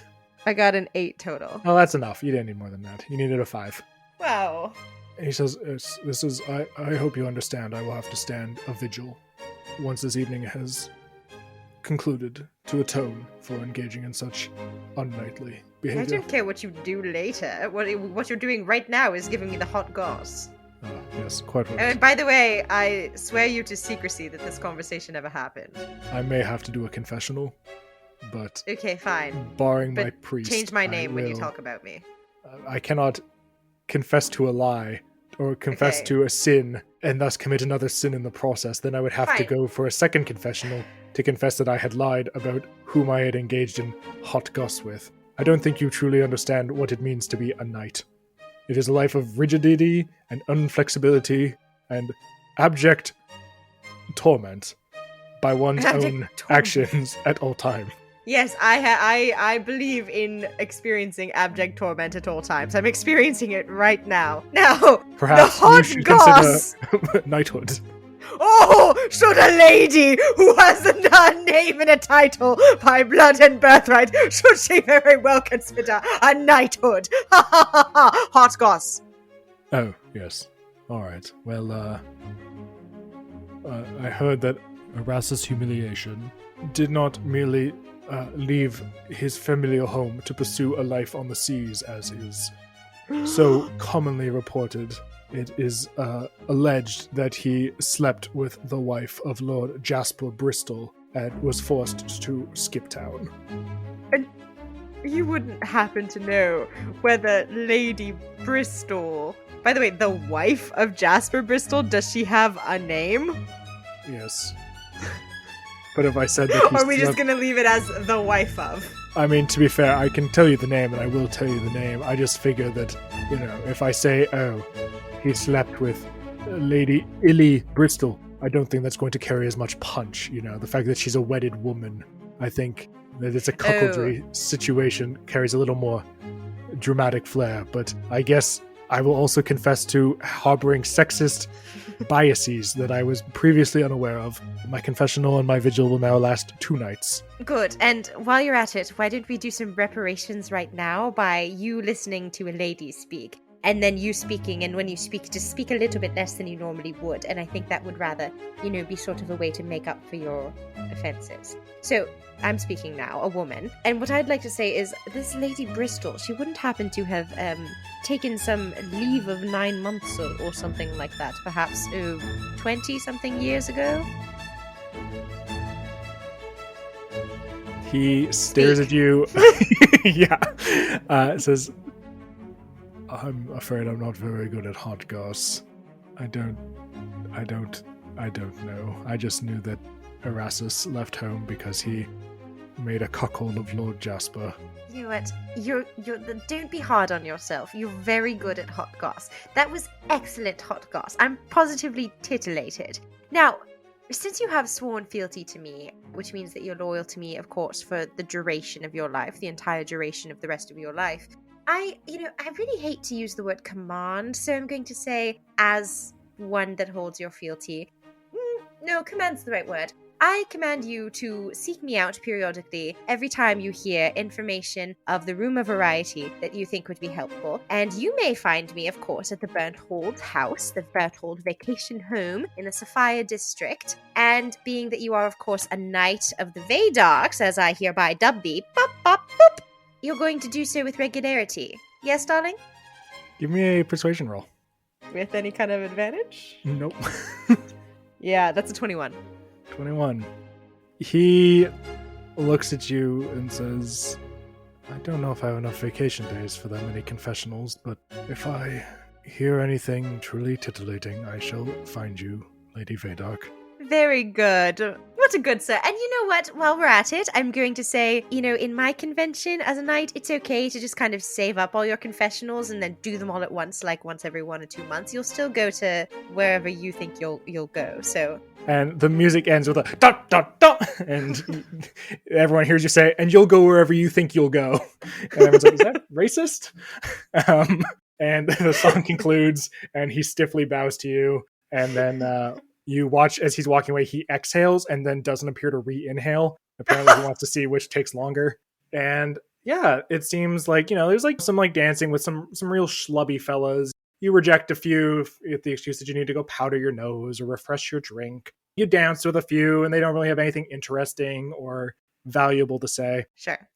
Do I know who Lord Erasmus Humiliation is? Is that the firstborn son? Yes. As you are dancing, can I get a perception check as you kind of dance through the crowd? Spooky. Oh no, 9. This is like my third 9 of the night. Yeah, you're kind of dancing, you're keeping an eye out. I think you've rolled a 9 on like every perception roll up until now. Yeah. And near the end of the night, 2 things happen. First, a waiter approaches you with a tray of champagne and very stiffly he says, "Drink, milady." No, I don't think I'll drink anymore tonight. Thank you, darling. He nods and kind of walks over to the person next to you, starts offering them a drink. Interesting. Hmm? What's the other thing that happens tonight? As you're staring at this guy, he's got this close cropped hair and he's got a kind of a slightly crooked nose. As he's like walking off, you watch as he offers a drink to like the group next to you. And as you're kind of like watching him walk across the length of the ballroom, your attention is drawn away to a woman who taps you on the shoulder and she curtsies and she says, "Excuse me, would it be possible to snag you for the last dance of the evening?" Of course, certainly. I'm progressive. As she stands up from her curtsy, you see she's got a dark complexion and a rather modest wig, but still a wig, a fun wig. And her eyes are mismatched as they meet yours. You see one is blue and one is green. And she takes your hand and leads you out onto the dance floor. And I'm going to have you make one last performance check, please. Ooh, okay. That is a 16 performance. Okay. And my corresponding deception or whatever, that's a 25. 25. Okay. I'm so deceptive. I'm actually going to say for this one, I don't want a deception roll. I think I want an insight roll. Can I keep the 18? I will allow you to keep the 18, but I'll Cool. just have you add whatever your insight is. Yeah, that is I believe it's a 3. Oh, it's a 6. 24. she is a very good dancer, and she is kind of matching your pace, and she's kind of making you better than you feel like you normally are. She's kind of bringing you up to like the next level of dance. Is she a human? She is, in fact, a human. Oh, that's my type. And she is dancing, but as you are following along with her steps, you notice that her eyes aren't really resting on you, and you're drawn to these eyes because they're so distinctive. They're these mismatched, like heterochromatic eyes. They're interesting, and you can't help but notice that they don't really linger on you for more than like a second at a time before they go back to the crowd and start darting around the crowd. She appears to be looking for something or someone. Interesting. Okay, 3 questions. First of all, wherever did you learn to dance? You are positively dazzling. Secondly, what was your name? I can't believe you swept me off to the dance floor without a proper introduction. It's most renegade of me to come along with you. Ha ha ha ha. And third, what are we looking for? Her eyes snap back to you, and she kind of, it's like a little half smile that she quickly quashes. She seems amused by your nature and your blunt line of inquiry. She says, well, first off, my name is Lady Electra Voon, and I hail from Sunfall. You would know that Sunfall is the capital to the east. It is a city with a rather hard reputation in the sense that it is, whereas Erdenine built its reputation on trade and legitimate business, Sunfall's origins are in piracy. And while it has gone a long way to legitimizing itself and becoming, a proper member of society, if you will, it still kind of holds on to and takes pride in its criminal roots, shall we say. This is going to be tough because Shannon loves piracy. Faunalyn probably doesn't like it that much. Yeah. It's a real conflict of interests. Yeah. So yeah, she says Sunfall, and I think you don't recognize the name, at least not off rip. Okay. It could be because she's from out east, and most of the nobles, at least the ones you've come into contact with and the ones you're aware of, are definitely to the west of the Boscola Peninsula. As am I. I'm from the west. As you are. Okay, well, very nice to meet you, Lady Electra, if I may call you such. What a beautiful name, and Sunfalls. I can't say I've heard of it myself, but it sounds like a delightful place. The sun falling, what an interesting concept, because as we know, the sun explodes. We say back home, I'm going to try a different voice for her because, fuck it, why not? It's more fun this way. Oh, absolutely. It's, we say back home the sun falls from the sky each day as it is, rejected, we spit it back up. We look into the skies and we say to the gods, keep your sun, we don't need it. How charming. But that's silliness because we do need it. If we didn't have the sun, it would always be dark and we would probably all freeze to death or something. But you know what? Who would we be as nobles without, frankly, an egregious amount of hubris? Honestly, we would be just like the rabble. You've got to dare God once in a while. Yeah, every day we tell God, we say, do what you must. And when I mean God, I mean gods. Yeah. We say to gods, do what you must, and we will do what we must, and life will go on. World shall end. They say they don't know what happened to Macrog. Well, I think I know what happened to Macrog. I think that all of us blue bloods said, Patu, enough with you, Macrog. And he was so thusly shamed that he fled into the cosmos. I do think you mean a different god than the one you are saying, but it's okay. Which god did I say? You said Macrog, the big dragon guy who... yes. No, of course I meant Gorjak, the progenitor. Right, yes. What a silly slip of the tongue. Now I feel foolish, so quickly let's distract and talk about something else, which is, what are you looking for?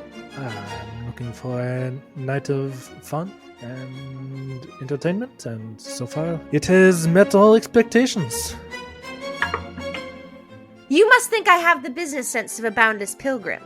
I know what furtive glances look like. So, let's explain the furtive glances, shall we? Give me a insight roll. 16. She looks at you and kind of squints slightly, and she says, I am looking for a friend, someone I was hoping to see this evening, and he is not here, and I'm a little disappointed. Perhaps my search goes on. Perhaps I find him at the next party. Who's the friend? Give me a persuasion roll. Oh, gosh, this is too many rolls. That's 10. I don't think you would know him. He's not from around here either. Interesting. Can I do an insight check into like what her demeanor is like? Is she like threatening in any way? Sure, give me an insight. Ooh, that's 23. She's threatening, but not in a way that's directed towards you. You start to feel like she's got a hardness to her that you maybe didn't notice at first. And those are a few initial steps. There's like kind of a hardened edge to her that is hidden beneath a wig and a dress. But once you've noticed it, you can't quite look past it any further. And you get the sense that she is not the foppish noble that so many of your contemporaries at this establishment are. Game recognizes game. Faunalyn would never be foppish. Right, so, you know what? Keep your secrets. We're new friends, but I would rather like to be friends. So why don't we start with a bit of an exchange of information? I'm from Uleth Orthiad. We have a monarchy. Not so long ago, one of our noble families was ousted, and it was rather dramatic and interesting.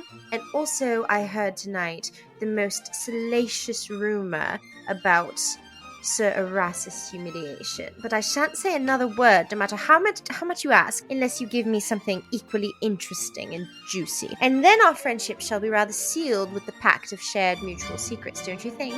She smiles. Oh, good, she's charmed, because that was nightmarish. She smiles thinly.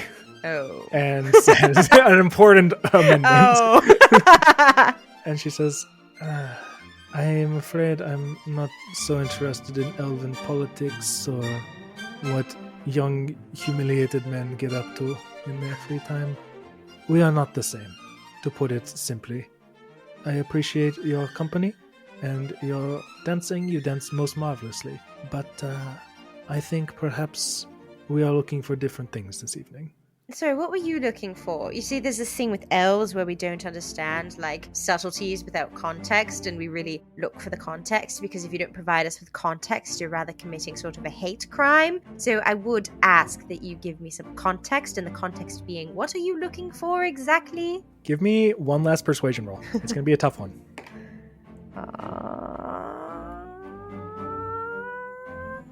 17. She smiles once more and says, as I said, I am not looking for something, more someone. And as she says that, dun dun dun, the song ends, because all songs end with dun dun dun, as we've established. Famously. And she curtsies politely and says, farewell, madame. It has been a delight. Perhaps I shall see you at the next engagement, or perhaps my business shall be concluded and I shall be back home. Either way, I wish you all the best. And I wish you average sort of middling things, because if we were friends, I would wish you all the best. But you rather rejected and spurned my overtures of friendship. So, off with you. She is gone halfway through this proclaimment from you. She's gone, and you're like speaking to the back of a wig. And I hope that you never find yourself near the Vaydark territory, near the soaring earldom of Uleth Orthiad, because I can't promise that you'll be offered any sort of above standard hospitality, though of course we are most hospitable to all guests as a rule, but it shall be most common hospitality indeed, Lady Electra. Gone with you. Pish posh. Okay, where is that stupid waiter with the drink?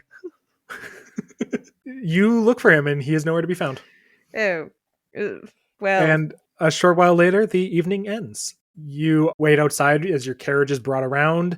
Lady Amala is quite drunk. You notice that the Lord is a little tense. He's normally quiet, but he seems to have seems a little impatient with her this evening. You're not sure what that's about, but there's a rather quiet carriage ride home, and you go to bed. You wipe off my blocky contour. Wipe off your blocky contour, and you tuck yourself into bed, and you have a good night's sleep.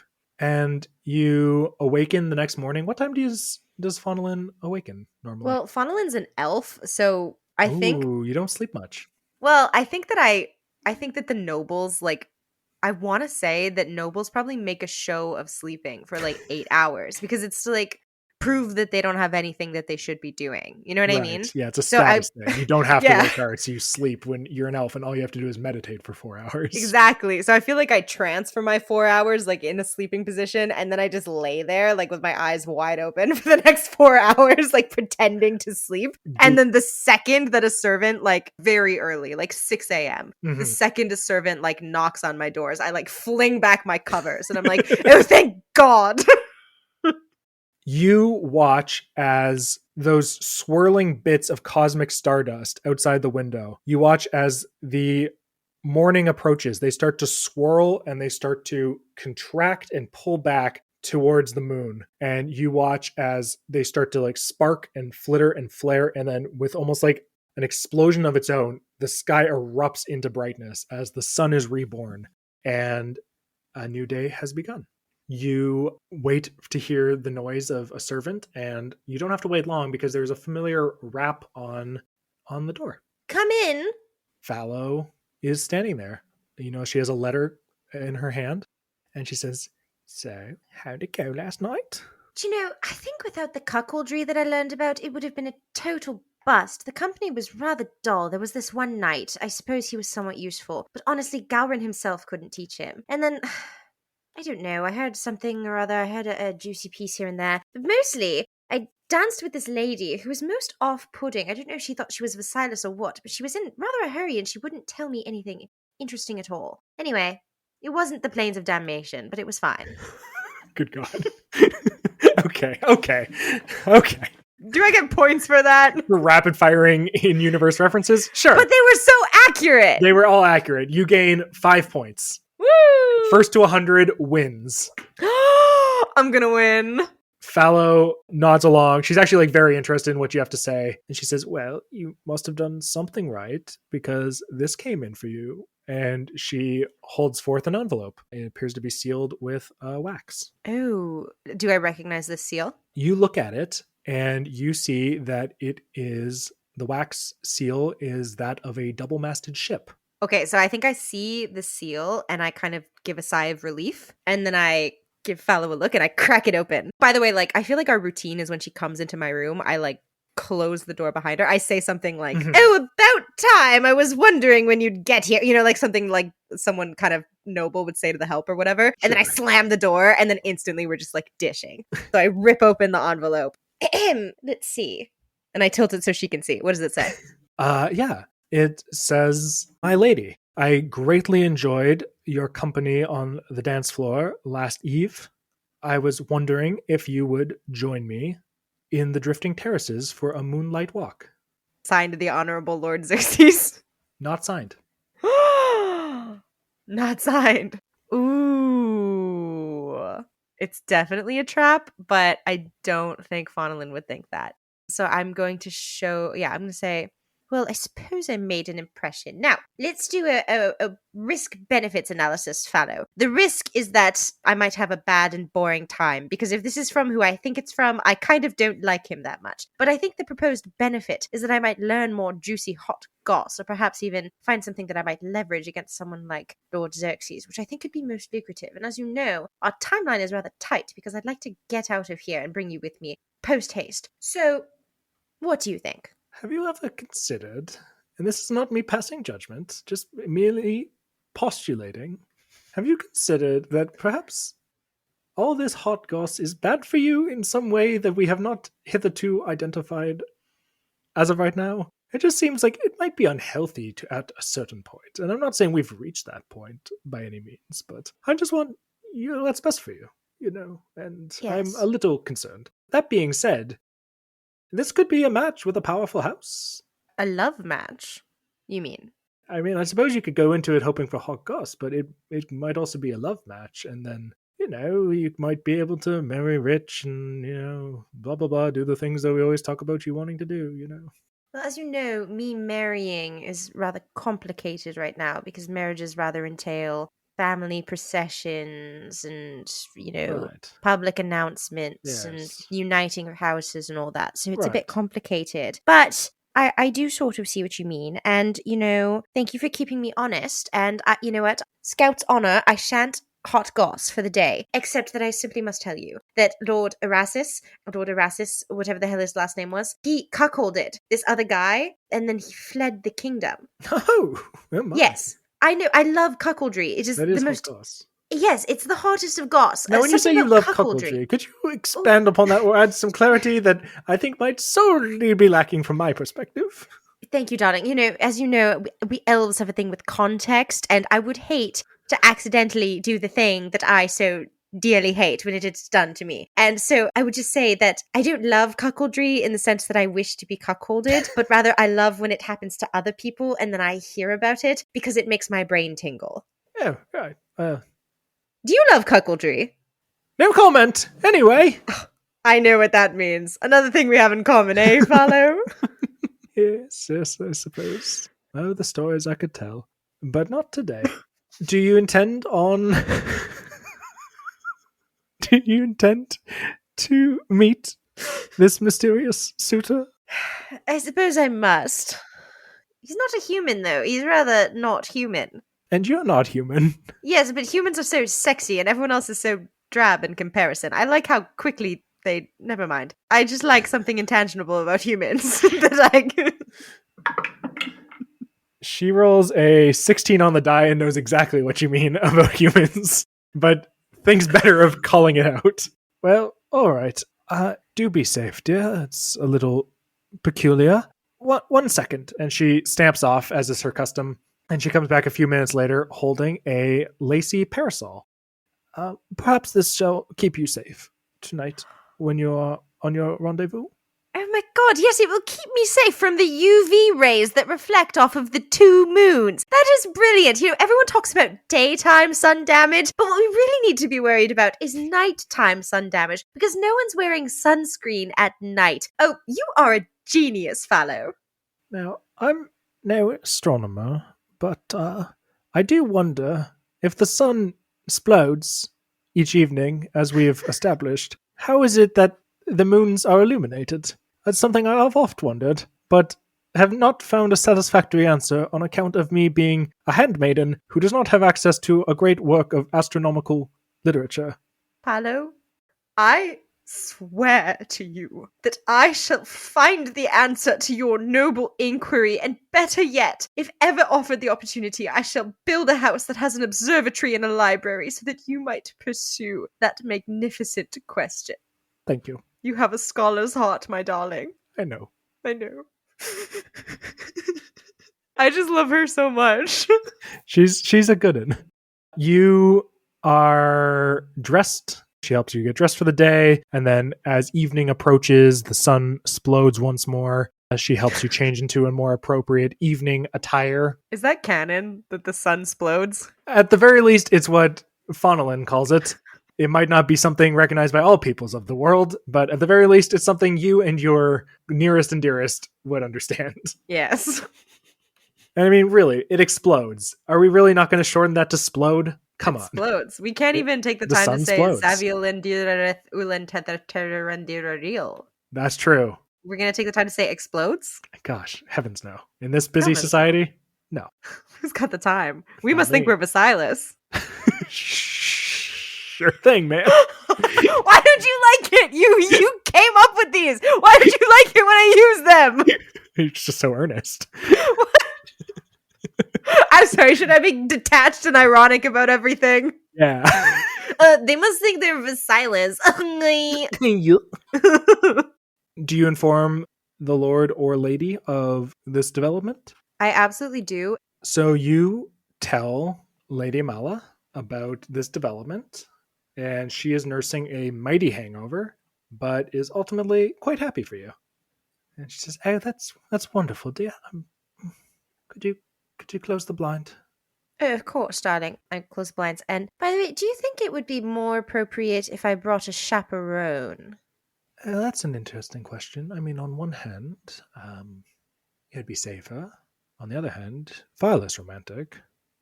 On the other hand, well, I only have 2 hands. No, please, not so loud, dear. I'm sorry. Oh, sorry. It was just rather amusing. It was droll, which is the best thing a noble can aspire to be. Quite the wit. I just, I know Fallow will probably be sleeping, but maybe Iqua could come along or one of the stable boys or something like that. And then we could, my propriety would be protected a little more. What do you think? Um, Although I would hate to put you out. Is there anyone you can spare? I do ask a terrible lot of you. I fear that us extremely prestigious nobles from House Vaydark, Avuleth, or Thyad are something somewhat entitled. And, I would hate to put you out. no, it's fine. Feel free to take Ikwa or perhaps someone else if you prefer a stable hand. That's fine. No, I think Iqua will suit perfectly. I'll let her know. Thank you. Very well. Best of luck with your rendezvous. Tell me about Yes. it in the morning, perhaps. Of course. And you know what always helps me with post-revelry headaches? Libations. Give me a persuasion roll. Well, I'm not trying to persuade her to do anything. I'm just telling her. I don't care what she does. Oh, that's a 2 plus 5, 7. No, she would have with a 2. She's like, you're right. Could you please send Fallow in when you leave? Of course, darling. Thank you, dear. Have fun. And you leave. Sundown or sunsplode comes, and you inform Iqua that she is to be your accompaniment for the evening, your chaperone, if you will. What do you wear for this rendezvous? Ooh, I definitely wear not the Vaydark house colors because they notoriously wash me out. I think I just wear something that I think is flattering and nice. Okay. Do you bring the parasol? Of course I bring the parasol. Okay. Got to protect yourself from those UV beams. You gotta protect yourself from those UV night beams. Very well. So, you are given the carriage for the evening. The Lord and Lady are not going out. They do not need it. And thus you are escorted once more over Wyman's Folly. And you find yourself once more in the Ruby District. You go southeast through the district, occasionally passing by pairs of armed guards or nobles out for strolls. It's a pretty well lit and well maintained area. Eventually, the carriage comes to a stop outside this large archway, large marble arch. Iqua says, "My lady, I believe we are here." Oh, thank you, Iqua. Okay, let's do this. Yeah, you step out and you cross under the archway. The carriage driver kind of pulls up, but like stops there. It doesn't seem like he's going to leave. He's just going to be here when you're ready to go home. And you pass through this archway and you see rising up before you this tiered tower. It's kind of almost imagine like Minecraft blocks, like big square blocks, cuboid blocks that have been like put together in sort of a pyramidal sort of rising, getting slowly skinnier as it goes up tower. But as you are looking at it, you notice that amongst this dizzying array of right angles, you notice that the tower does not get thinner as it goes up, at least not in a consistent linear fashion. At various points along the length of this tower, there are protrusions that kind of stick out, that almost like branch out from this main heft of it. And you see from these protrusions, you see streams of water that kind of come trickling down, little waterfalls that pour into pools of water all around the tower, which house clusters of water lilies and fat koi fish that are slowly swimming around. You see that the tower is covered in all manner of greenery. You see lush ferns and trees branching out from these different sections of the tower, from these different layers, these different levels. And as you step closer, you watch as one of these protrusions, you see a large portion of it detaches. It's perhaps 20 feet to a side. You watch as it detaches and slowly drifts down towards the ground, and then reaffirms itself, reattaches itself to a lower point on the tower. And you see as you kind of look around, there's like this almost constant movement as portions of this tower are detaching and rearranging and reshaping itself kind of constantly. And you are at the drifting terraces. Whoa, that sounds awesome. My work here is done. Okay, that's bada a bing, wrap. bada boom, gabagool. What do you do? I stare in awe for a minute, and then I remember myself, and I look around for Lord Xerxes. Give me a perception roll. Those have historically not gone amazing for me, but now I got an 18, so there's my comeuppance. You look around, and he does not appear to be here. What the hell? I want to double check the letter. Does it give more specifics about where I should meet him specifically? Specifically, it just asks if you would accompany him for a moonlight walk around the drifting terraces. Oh, shit. Iqua, do you think I was equal? Iqua? Equal, my lady. Je ne sais quoi. But now I do quoi, so thank you for that. Do you think I was supposed to meet him at his estate and then we would travel here together, or it's rather ambiguous? It's ambiguous, my lady. I don't imagine that would have been the intention. If anything, if you were to rendezvous before the rendezvous, I imagine he would have sent a carriage for you or arranged to meet at where you are residing. But I'm also not well versed in dating the nobility, Mum, so you'll forgive me for not really knowing how these things are supposed to go. That is very helpful. You could have surprised me because your knowledge of the rendezvous is on par with any noble that I know, Iqua. So, you know what? You can feel good about that. But seriously, what the hell? Have I been stood up? I barely wanted to come. It's possible, milady. We could wait for a while. She gestures towards a nearby bench. She says we could sit and wait, or we could walk ourselves. She kind of like stops for a second, and then she kind of very quietly says, I've never been to the drifting terraces before. Oh, well then let's walk. First of all, Lady Faunalyn Vaydark does not sit on a bench and wait for a man. And secondly, you work very hard, and I think you deserve something of a night off. So let's stroll around and just enjoy things. And you know what? Just for the night, you can call me Faunalyn, and we'll just pretend that we're friends. How does that sound? That sounds nice, my lady. I mean, Faunalyn. Thank you. Doesn't that sound nice? Okay, stroll we go. She offers her arm to you.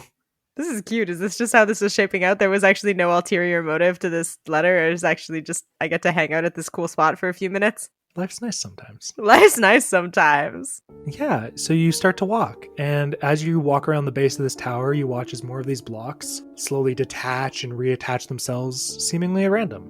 You begin to wander through these beautiful gardens that contain a larger variety of flowers than you've probably seen in your entire life. And as you kind of are slowly wrapping your way around the tower, you notice that the blocks, some of them are kind of breaking down even further. These larger cubes are breaking into smaller ones. And it starts to form a set of stairs that start to wrap up the tower. Oh, sick. Equal, what do you know of this place? I must say, of course, Ulathathayed is amazing and prestigious and is the most beautiful place in the world, etc., first dwelling, whatever. But this is really freaking cool. What do you know about this place? Well, Faunalyn, it's my understanding that the city is full of all manner of arcane wonders. Many a wizard or sorcerer has sought to impress the city or the nobility with creations such as this, and this is perhaps one of the grandest, though. It has truly stood test of time. Yeah, it's spectacular, and all thoughts of rumors and deceptions and getting stood up kind of fades away as you're taken in by just the sheer wonder of this. You feel a wonder that perhaps you haven't felt since your childhood on a certain family trip that you took many, many, many years ago. It's really nice. You start to wind your way up the tower. You start to make your way up, and you see that there's, despite the seemingly chaotic, ever-changing nature of this place, there are bastions. The stairs are taking you to another level, and there's a different variety of flora and fauna, presumably from a different part of the world or a different biome. Slight fluctuations in temperature. It seems that there's some enchantments that make some areas a little more humid or hot, and others that are a little more cool and arid. And as you make your way up, you get to maybe the third level. You're passing through this area, and there's these beautiful trees and this just bed of yellow flowers, and they've got these blooming petals that are just kind of branching out and reaching out towards the moonlight, and it's really beautiful. And as you're kind of running a finger through these yellow flowers, a voice speaks out and says, "I was beginning to wonder if you were going to show up." Ooh, that did not sound like Lord Xerxes. Show yourself. And stepping out of the shadows, you see a man. He has a close-cropped haircut and a crooked nose that implies it has probably been broken at least a couple times. Oh my god. You notice a faint scar running from his ear down towards his throat. He is not dressed in the attire of a waiter like he was the night before. The ugly waiter from last night. Are you upset that I didn't take the champagne? Are you waiting here with champagne? That is so strange. I must speak to your manager. Funny that. Don't really have a manager. At least not in the traditional sense. You hear a gasp as Iqua notices to the left of you a second figure, a halfling. He has an undercut and hair that sticks up aggressively. He's wearing a leather vest. He's got a dagger at his hilt that he has his hand resting on. And the man, the first man, he walks over to one of these this bed of yellow flowers, and he starts to run his thumb and forefinger over them. It's funny. You know what this is called? Enlighten me. Evening primrose. Most people think it's just a little yellow flower, but it's actually a weed. And you watch as he plucks one of these flowers and crushes the petals between his fingers. Sometimes something looks like it belongs, and it needs to be pruned. I hope you understand. Yes, the metaphor was... It wasn't subtle. It was cool, though. Carry on. I need you to roll initiative. Oh, sheesh. Fallow, get behind me. What are the Name's stats not on a Fallow. parasol that was a 17? Oh, Fallow, whatever. They all look the same to me. 17 for initiative. 17 for initiative. Okay. You will go first. Oh, yes. I'm obviously going to brandish my parasol. Oh, poor Iqua's gonna die. You are first. You are in this garden, on this ever-changing tower, being accosted by two strangers who clearly have weapons. Cool. Yeah, I'm going to brandish my umbrella, which I don't think I know has a weapon hidden inside of it. I don't think you do. When I pull out my umbrella like it's a sword, does it happen to unsheath itself and reveal that it is a sword? I will say it doesn't do that, but you do notice that we're going to call this a perception check, I think, as you kind of just are pulling this thing out. 11. I think nothing naturally happens, nothing is granted upon you, but I would say with an 11, you notice that this parasol is actually kind of heavy. At least heavier than any bloody parasol you've ever held before, by all accounts. Good. The more to do damage with. I am going to say, you think I'm a weed? You are going to lay and rot with the weeds. And I'm going to swing at him with my umbrella. What's the stats on an umbrella? Well, we are going to have you roll your d20. You're going to add your strength. Okay. And yeah, you're not proficient in umbrellas, are you? I am not. That's a 14 to hit. 14 to hit. That will hit. And then Cool. you can do a d6 plus your strength modifier. My strength modifier is a -1, so Cool. that's a 5 damage. Wow, you rolled a 6, huh? Good job. You smack out with this umbrella and bonk this guy on the head, and he kind of like is a little surprised at the heft behind your swing. It hit him a little heavier than he was anticipating. And as you're pulling your umbrella back to you, your thumb kind of runs down the side of it. You notice that there are, you know how there's often like a button to trigger an umbrella? You notice that there are two. Can I use my bonus action to press a button? Sure. I'm going to press the lower button. You press the lower button and you feel the handle of this parasol begins to loosen. Oh, shh. Can we, time out! Time out! I've broken my parasol! Okay, time out. I'm trying to fix it. As you are fumbling for it, you notice that there is, as no surprise to you, I'm sure, in the parasol proper, pulling out, attached to the handle, this, I'm imagining it's like is it a curved umbrella handle, or is it more of a, why don't you tell me, in fact? Why I gotta describe Sure. everything. What does this umbrella look like? So it is a very old-timey parasol Mhm. in the style of perhaps the Victorians. And it is my understanding that umbrellas of that time more traditionally had straight handles, and the curve was a later fashion. This is based on like 2 seconds of Googling, so Sure. no one cite me in any essays. But it has a straight handle, and the handle, I think, is, you know, where there would be like a leather grip. It's instead sort of a nice ribbon grip. And there's kind of a trailing ribbon coming off the bottom. And then the actual like umbrella apparatus is made of really nice kind of polished dark wood, leading up into the spokes, which hold up this very thin, papery, lovely, lacy but surprisingly robust material that's kind of vaguely imprinted with flowers, but it's a very subtle floral motif because Fallow knows that I'm not about clashing patterns, and this thing has to go with everything I'm gonna wear. So it's very tasteful. But when I unsheath it, it still has that same grip that has the ribbon, but it just reveals a very thin but wickedly sharp rapier. Amazing.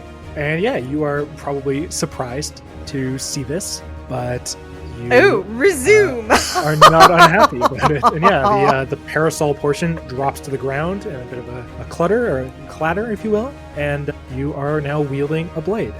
Iqua is going to try and stand between you and the halfling, who is approaching from the other side. She's not going to take any actions because she does not really have anything she can do, but she is going to try and keep him from getting to you. The first fella, the human, he is going to step forward. You see that he now pulls out a scimitar, and he pulls it out, and he is going to swing at you. Ooh, does an 8 hit. Ooh, no.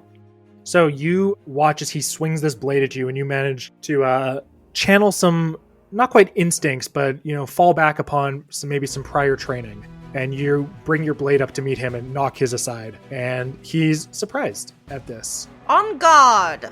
The other fellow is going to come up. He has a knife, and he is going to yell to his friend. He says, "What I do with the other one?" "Well, she's seen us. I'm afraid she'll have to go too." And he is going to stab Iqua. And he just hits. But he does connect, and he slashes her from shoulder to hip, and she screams and she collapses. No! Not dead, but almost dead. Your turn. Have you been sent to kill me? Or is there room to negotiate? I suppose the answer is yes, and possibly. You know who I am. Well, not precisely. I think that's part of the problem. Who I am, to the people that matter, is Lady Faunalyn Vaydark. And Lady Faunalyn Vaydark commands a hefty price. If you touch me, you will get nothing but what was offered to you. If you leave now and meet at an appointed rendezvous, you will get double whatever you've been offered. Now, here's the thing, love. I don't think you're worth the price you claim to be worth. I think that's part of the problem, based off what our employer has told us. I imagine you might not be worth squat, as it were. So, I'm gonna need a little more than empty words and threats to, steal my blade this evening. I honestly don't know if I can take these guys, and I don't want to die first session. But I don't have anything to offer. I don't particularly think. Let me think. You're thinking small. You're new to this, aren't you? Not that new. Well, you're acting, if you'll excuse the plant metaphor, you're acting rather green. Now, let me explain to you how this whole extortion thing works. There's the short game and there's the long game.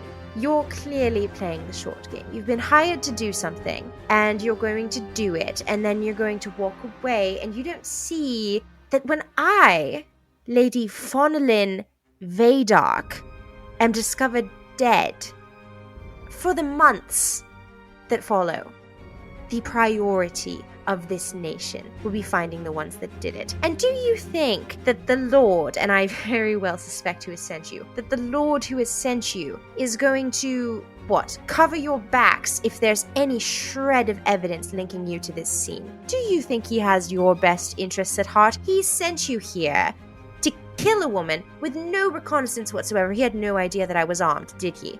Now, you can accept the coin and then live in fear of being caught, which will very likely happen. Or you can use whatever brain is rolling around loose inside that stupid, ugly head of yours, and you can try to make this a better opportunity.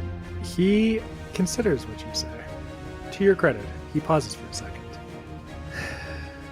And then he sighs and says, "Well, you wouldn't be the first to fall off this tower now, would you?"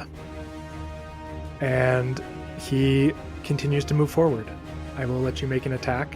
Yeah. If you wish to, as he attempts to approach. Of course I wish to. You just killed my girl. That's a 6 to hit. 6 is not going to do it, unfortunately. You slash out at him and he just knocks the blade away. He moves forward. At the same time, the halfling steps up onto the bleeding body of Iqua, and they are going to make their attacks while flanking you now. So the human will go first, and ooh, he's rolling bad. He gets a 9. You managed to deflect another blow. The halfling now, you're distracted, your attention is split. You realize the blade he's wielding is not in fact a dagger, but rather just a appropriately sized scimitar. And he, as your attention is distracted by deflecting the first blow, is going to slash into you from behind, and you take 5 slashing damage. Cool, my hit point max is 9. Mm-hmm. Okay, do I have to spell this out again? You need information so that you can take what you know about Lord Hamlet Pilton and bleed him dry for his considerable estate. Because as I have said, if you kill me now, you will get 1 payday and then spend the rest of your meager lives going from shitty job to shitty job and killing innocents. Are you happy that you've killed an innocent? Because there is something better if you would just let me speak and stop stabbing me long enough to get a word out. He flashes you a smile, and it looks ugly on his face. His teeth are not nice teeth, and even if they were like beautiful pearly whites, I think it would look insincere on a face such as his. And he says, well, you know, once your job is taken care of, there might be more work, or maybe we'll try our hand at that extortion thing you were talking about. Now, would you please stop fighting so we can just get this over with? And it is your turn.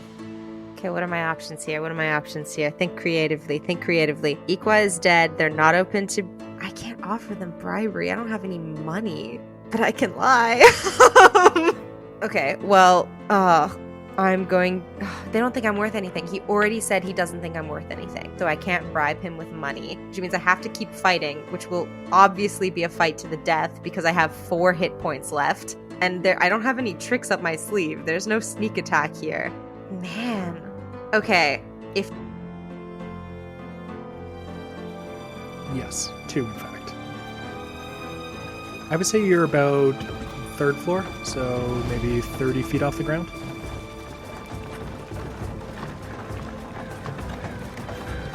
That would be the disengage action.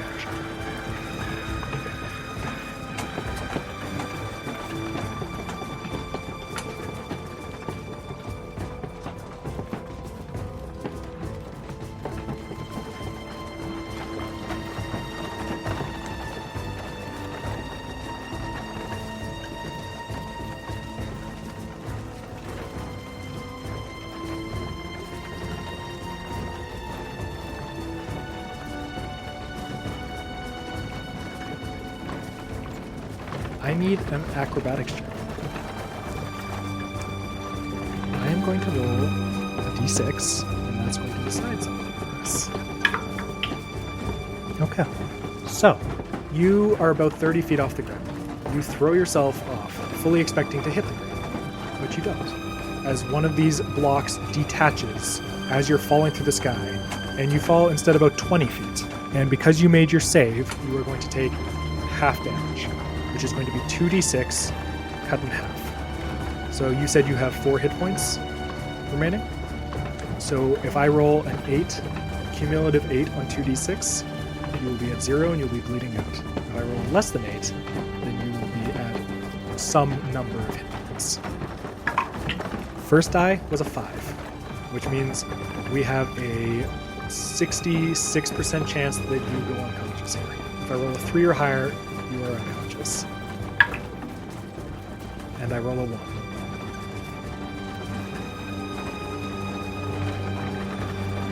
You fall 20 feet and land on a block.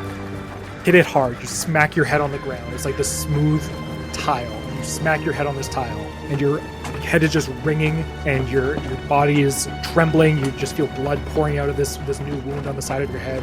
Another one from the slash along your side. You are at 1 hit point. As you jump off, you hear them curse.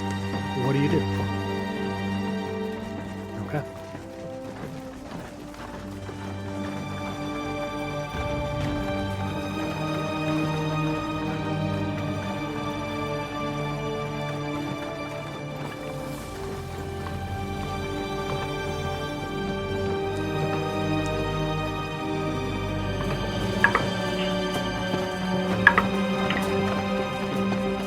don't mind me, just rolling some dice. That was 4. Correct. That is 4 death saving throws for our beloved Ikwa. To be fair, she rolled 2 successes in a row, and then 3 failures.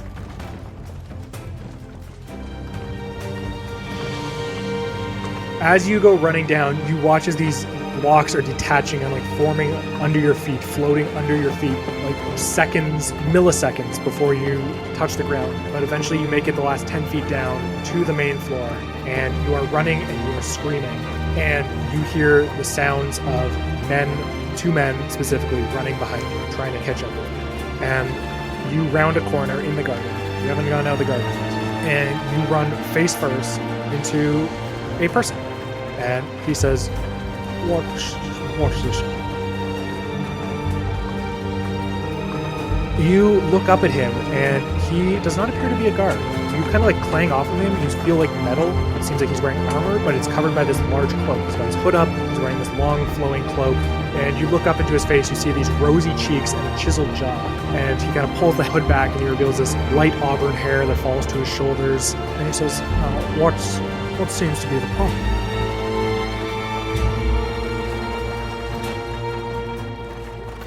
At that point, the 2 men catch up with you. They run around the corner, and he says, Now, you rapscallions, I will not let you accost this lady. What is the meaning of this? The human man, he steps forward and says, Just give her up, and we'll let you be on your way, pretty boy. I think not. And he tosses his cloak aside, and he reveals this long sword. He's got a gilded scabbard, and he's got this pommel that's gem encrusted, and he's wearing this complete set of armor. And he says, I don't think so. And he steps forward to meet the 2 of them, and blade clashes against blade. He knocks one of the men, he knocks his blow aside, steps forward, punches him in the side of the head with his pommel, and then stabs him through the stomach. The human man just collapses dead. The halfling sees this, and he tries to jump around, roll between his legs, and then thrust up from behind. And he quickly deflects, stabs him through the eye, drops the halfling, and says, Now, that wasn't very sporting. 2 against 1. Ma'am, are you all right?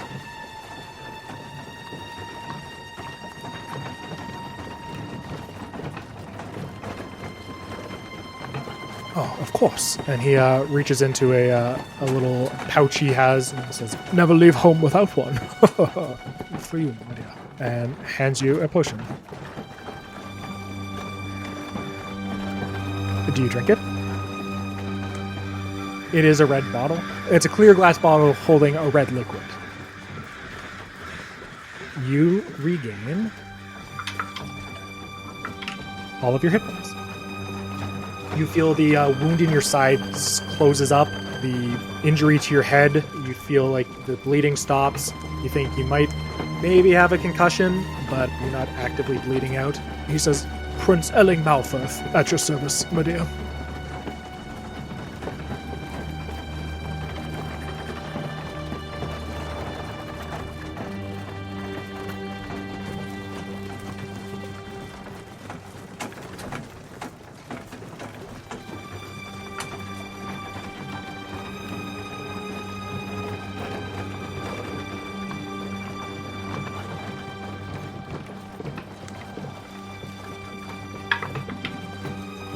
Make a deception roll.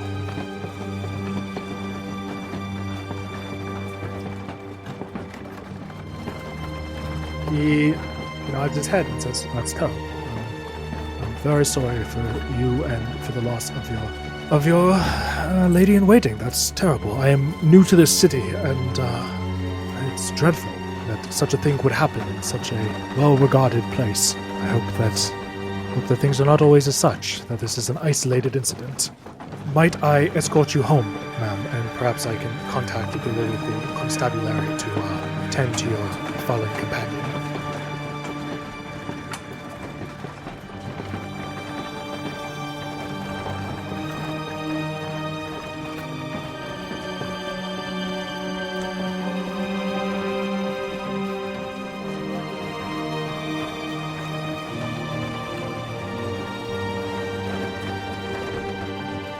Very well. That sounds most agreeable. Let us get you home, my dear. And he wraps his cloak around your shoulders and escorts you home. I'm going to ignore that. Do you chat him up while you go, or are you kind of like, is Faunalyn kind of like shell-shocked, like reserved as a result? What's the vibe?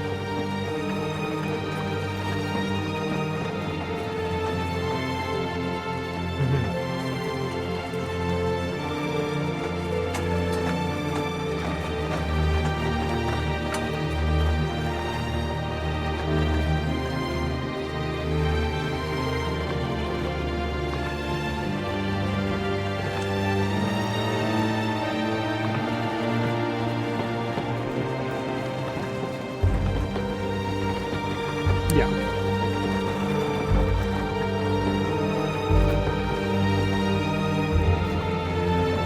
And I think he picks up on that to an extent. I think he, as with most nobles, I'm sure he could be quite chatty given the right circumstance. He kind of just makes sure you get home. He finds some guards and he tells them what's happened on the way, and eventually you are brought back to the Oracle Summer Villa, their estate house, and Fallow is waiting up for you. Me too. Would have been real sad. Yeah, you are returned to the estate, and Fallow is like beside herself. She wakes up the lord and lady who had gone to bed. They are extremely apologetic. You see that the Viscount is mad. He hadn't really heard the story that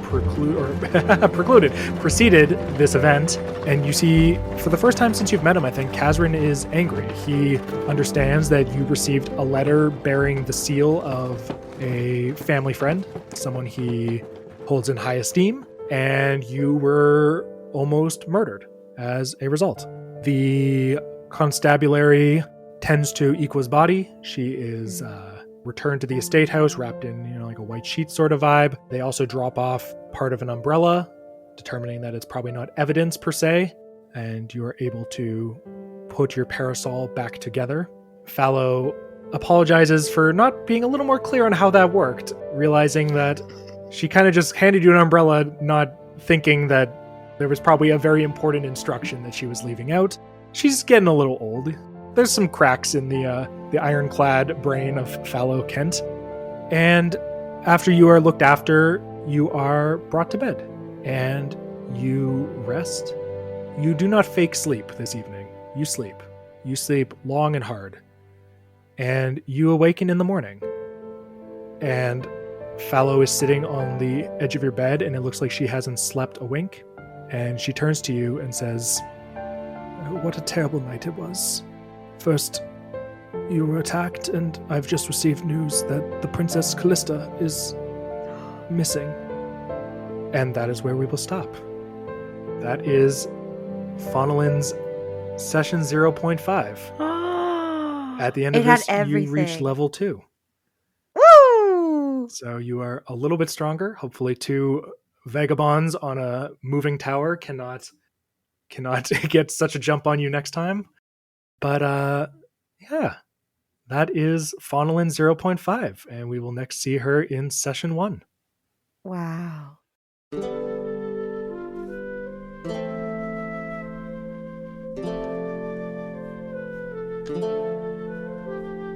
Thank you so much for listening to this very special Chapter 0. I hope you enjoyed learning a little bit more about how Faunalyn's story began.